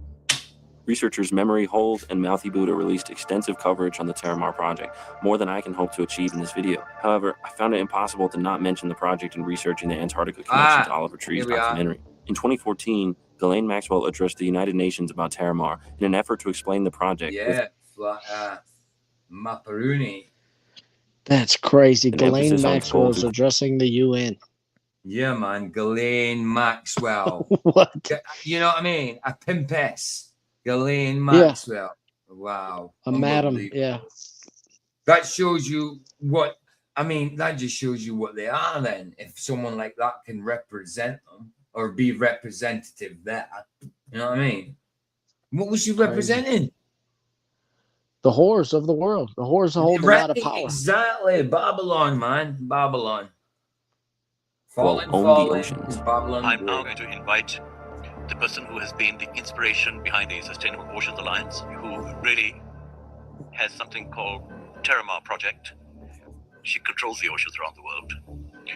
Ooh, Ghislaine Maxwell. Website, you have the opportunity to buy up Ghislaine parts of controls the ocean through eyes. And here's me. therefore I invite Here's me thinking the moon controlled the bloody seas, but no, I find out Ghislaine Maxwell controls the seas. Did you hear that? He said you could buy up parts of the sea. Yeah, of course you can. Of course you can. You can buy stars. You can buy stars in the vacuum of space, even though God made them and there is no vacuum of space. You know? Dude. It's friggin' ridiculous, bro. You can buy a star. What the hell? Would you like to swing on a star? What, there was that, yeah, fly me to the moon. Yeah, man, I wish I could, bro, because you can't get that. my dear friend, Ghislaine Maxwell, to tell us how we can own the oceans. I'm here representing civil society. Civil? For the ocean, for those of you that are... Civil? You think what you did is civil? You think you're that civil? You mean friendly? I mean, you might come across false friendly, but I mean, I don't think you're that civil, really, considering what you actually did. I would say it's very uncivil. That is crazy. There's a slideshow going up there, so you don't just have to hear me, you can see the pictures as well.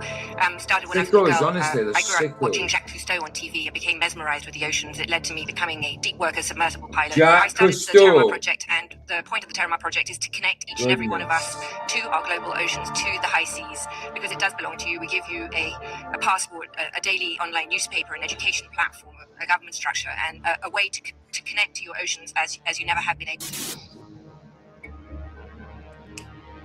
Scott Borgeson, Ghislaine's ex-husband, is the CEO of Cargo Metrics, which according to their website, which can be found through the Internet Archive's Wayback Machine, is a, quote, driving force in maritime innovation.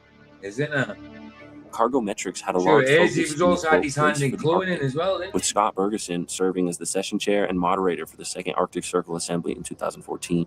Ghislaine Maxwell also spoke at the conference about He's a Terramar in Borg. 2014, with an implied emphasis on a paid citizenship to Terramar, in which members could become, quote, citizens of the Bloody oceans. devil. Through new revelations in the Epstein files, we can see that the Swiss bank UBS managed a New vast portion revelations, of Ghislaine Maxwell's assets, and that $18.3 million of said assets were transferred to Scott Borgeson before her arrest. I think that there's little clandestine activity happening in the Arctic, but the truth is we don't really know because the United States and Canada aren't really sure what ships are transiting there now. But I think it's a bit of a stretch to say that Al-Qaeda or international terrorism Well, I'll or tell other you what's transnational not crimes. happening in Antarctica. A 24-hour sun. That's not what's happening. Such as drugs or human trafficking, will go through the Arctic because it's such a Oh, long, Arctic. arduous, still I thought they were cold on about place. Antarctica. They said So what Antarctica. exactly is it that they were doing in the Arctic?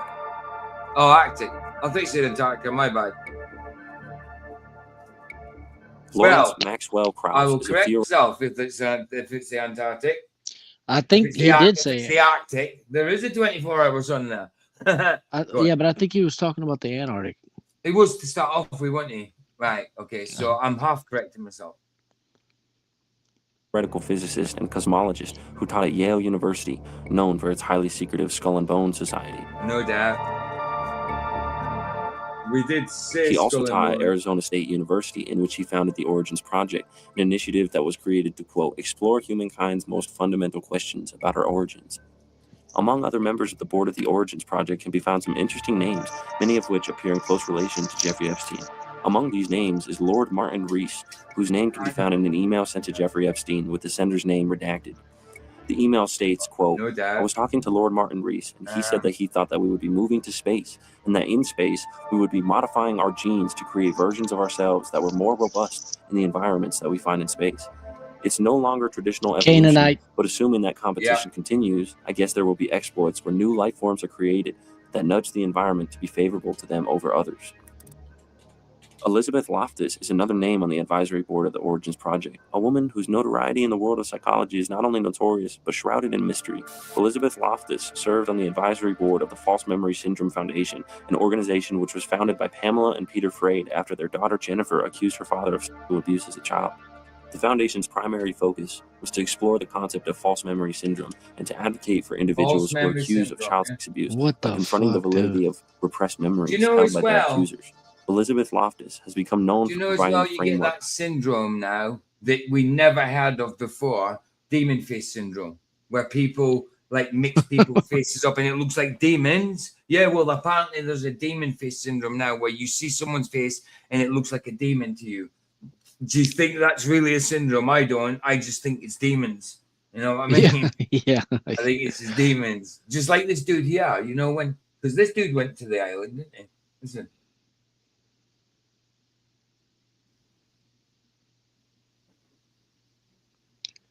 My best friend was Jeffrey when I went to the island.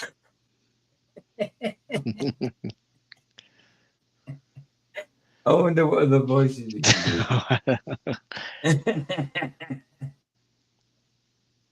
Proof text. The universe. Confirm. Okay.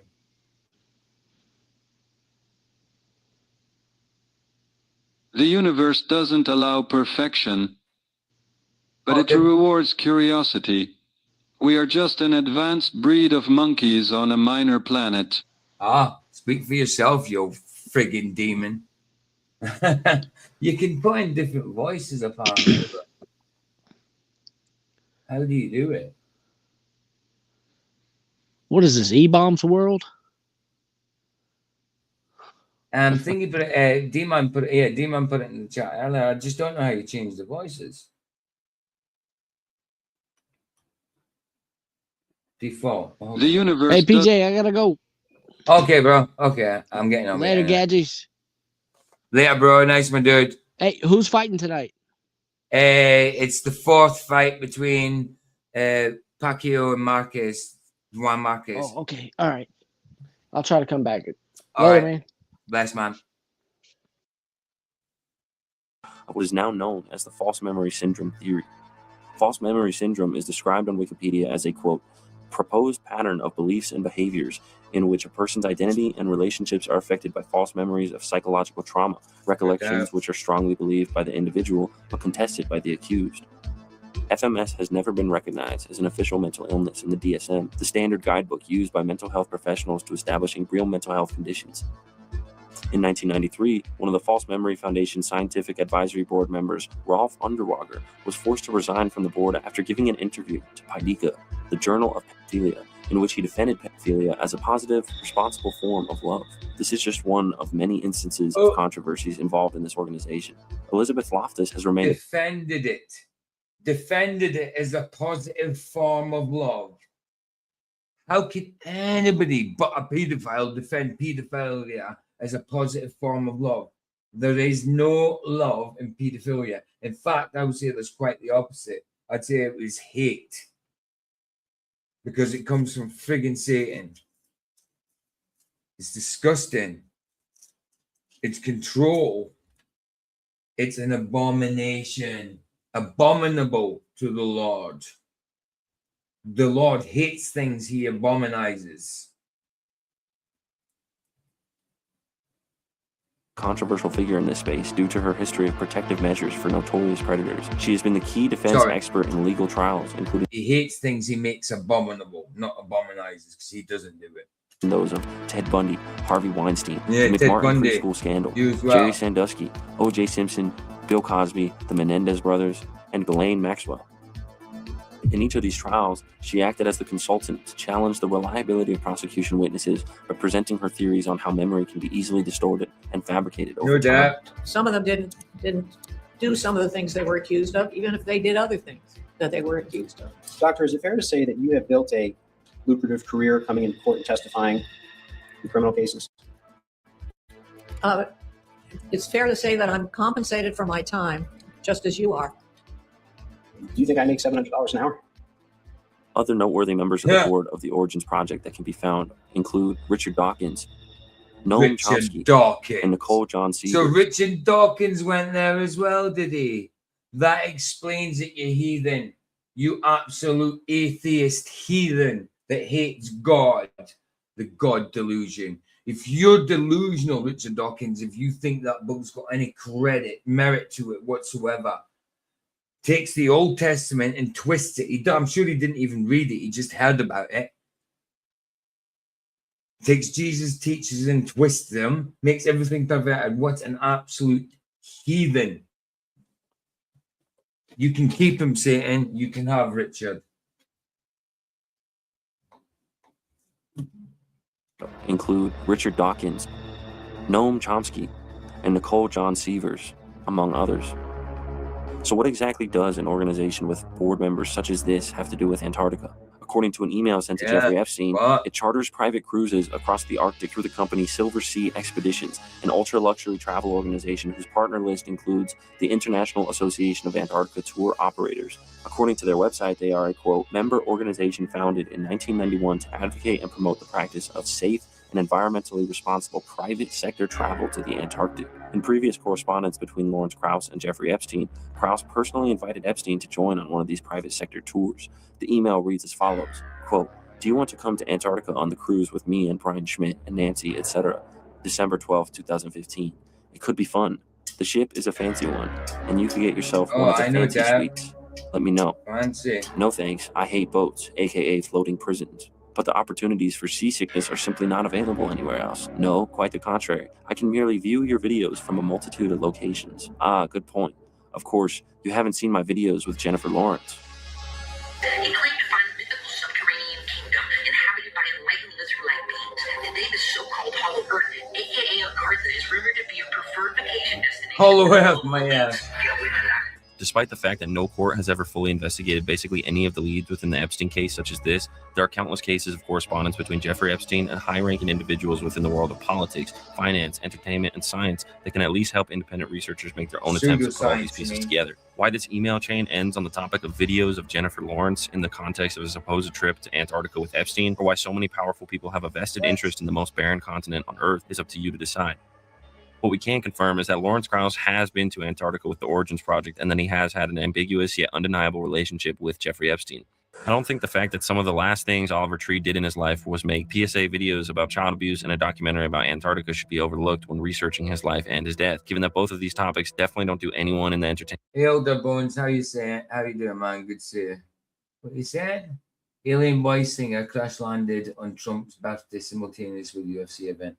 They were jokingly saying there was 50% chance of alien invasion. Days later, in alien invasion, all that went out across that entire country. Yeah, no doubt.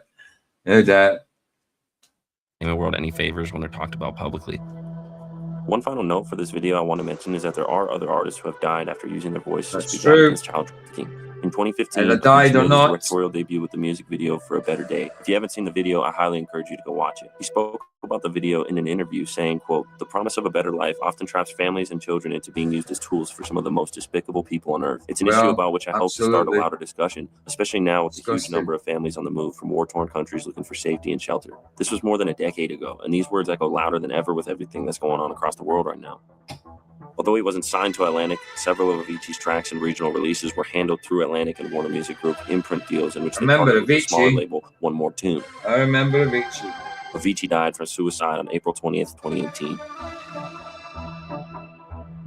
It's clear to me that Oliver Tree was trying to shed light on something. I think Whether the so. Antarctica documentary was a way for Oliver to expose hidden truths, or the Mr. Pizza series. He was a flat earther as well, I believe. But I think so. I think so. I think he was trying to let people know. But you know, I think he's dead. But I could be wrong. Sometimes these people ain't dead. You know that, guys. Sometimes there's a whole thing. There's psyops behind psyops. Sometimes it's just the truth. But sometimes there's psyops beyond psyops. We know that. Truly was a warning about the dangers of child predators, and the deeper, higher-reaching political aspect of the whole problem is, again, up to you to decide. I encourage everyone to look further into this problem and to continue to speak out about the Epstein files, because it's obvious to all of us that no real justice has been served at this point in time. No, of course not. So after all of this, what do you think? Of course not. Have you seen the prison that Ghislaine Maxwell's in? It's a holiday camp. She can literally step over the bloody fences. We just got it up to not long ago in Texas. It's actually called a camp. I mean, 20, oh my goodness, that's not prison. What I might have missed, what your thoughts on the whole situation are, and what other videos you'd like to see in the future. I can't thank you all enough for watching. God bless you guys, and I'll see you in the next one. Hey, we Peace. finally got through it after like one stream that what you call him, Roger ended. He ended my stream because he's an admin in my studio. When he left, he didn't press leave. He pressed end stream and ended it. So we had to start a new stream, and then we spoke for ages. So we finally got through it. But here's the link for Rumble. If you're joining us on Rumble, we're going to go and watch Manny Pacquiao versus Juan Marquez. Fourth and final fight. I think so far we've had a draw and 2 wins to Pacquiao. Wasn't it? Remind me, for Jax, what was it? What's the in the 3 fights? Is it a draw and 2 wins to Pacquiao so far? I know what happens in the last one. I'm not going to say, but I know that so far it's a draw and 2 wins to Pacquiao. I think if you're listening, for Jax, he could be in Rumble. Oh, what link did you put in? Oh, you put in my breaks link earlier. Nice one, bro. I'm already subbed.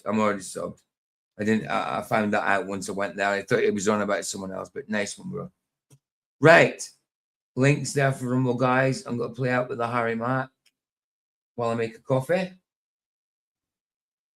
And then we'll go over and do the fight and do the movies. So let's do that. Let's do that. Let's find the Harry Mack.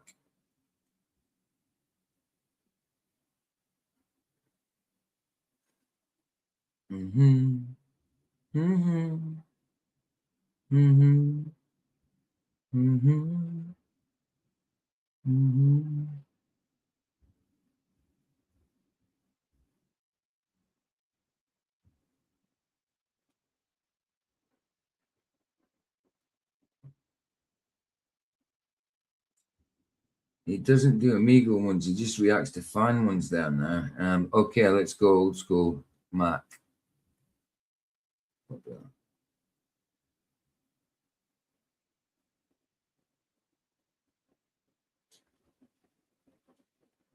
Yeah, I got your links, bro. I got your links. Oh no, hold on. Gather around.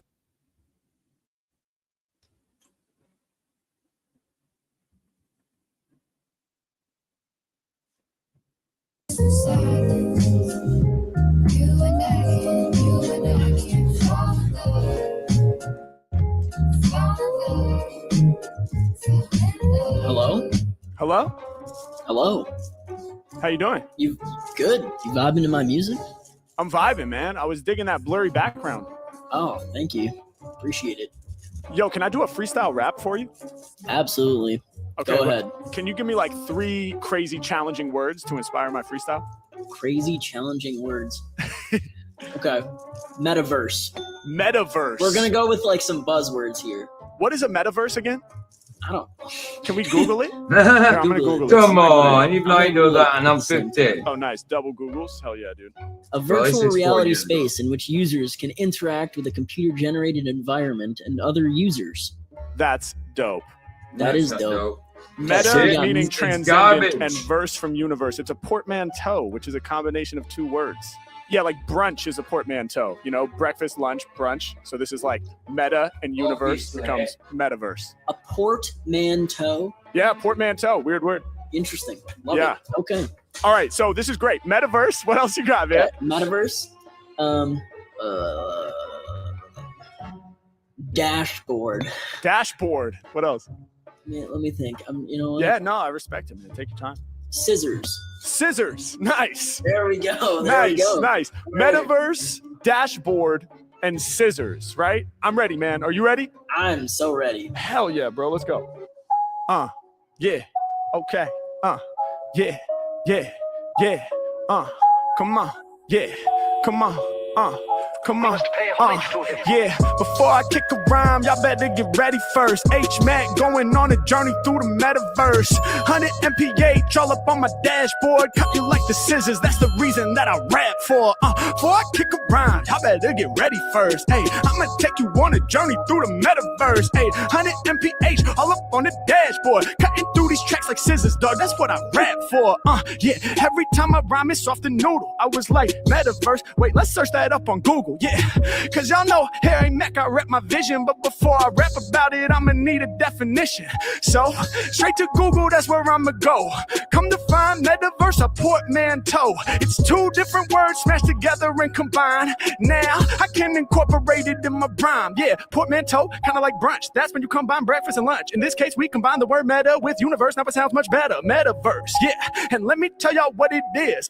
Harry Mack, I be rhyming in this record biz, but I do live streams all up in the VR. I enter the metaverse while I kick these sweet bars. Yeah, it's Harry Mack, I rhyme off the top with passion. I'm all up in the VR space with people interacting. Yeah, I'm snapping. I can see your avatar. They be like, who's this dude that's rapping hard with massive bars? Oh, that's the Mac and Star. Do this up on YouTube. Yeah, he's got some videos. I think he's got a few views.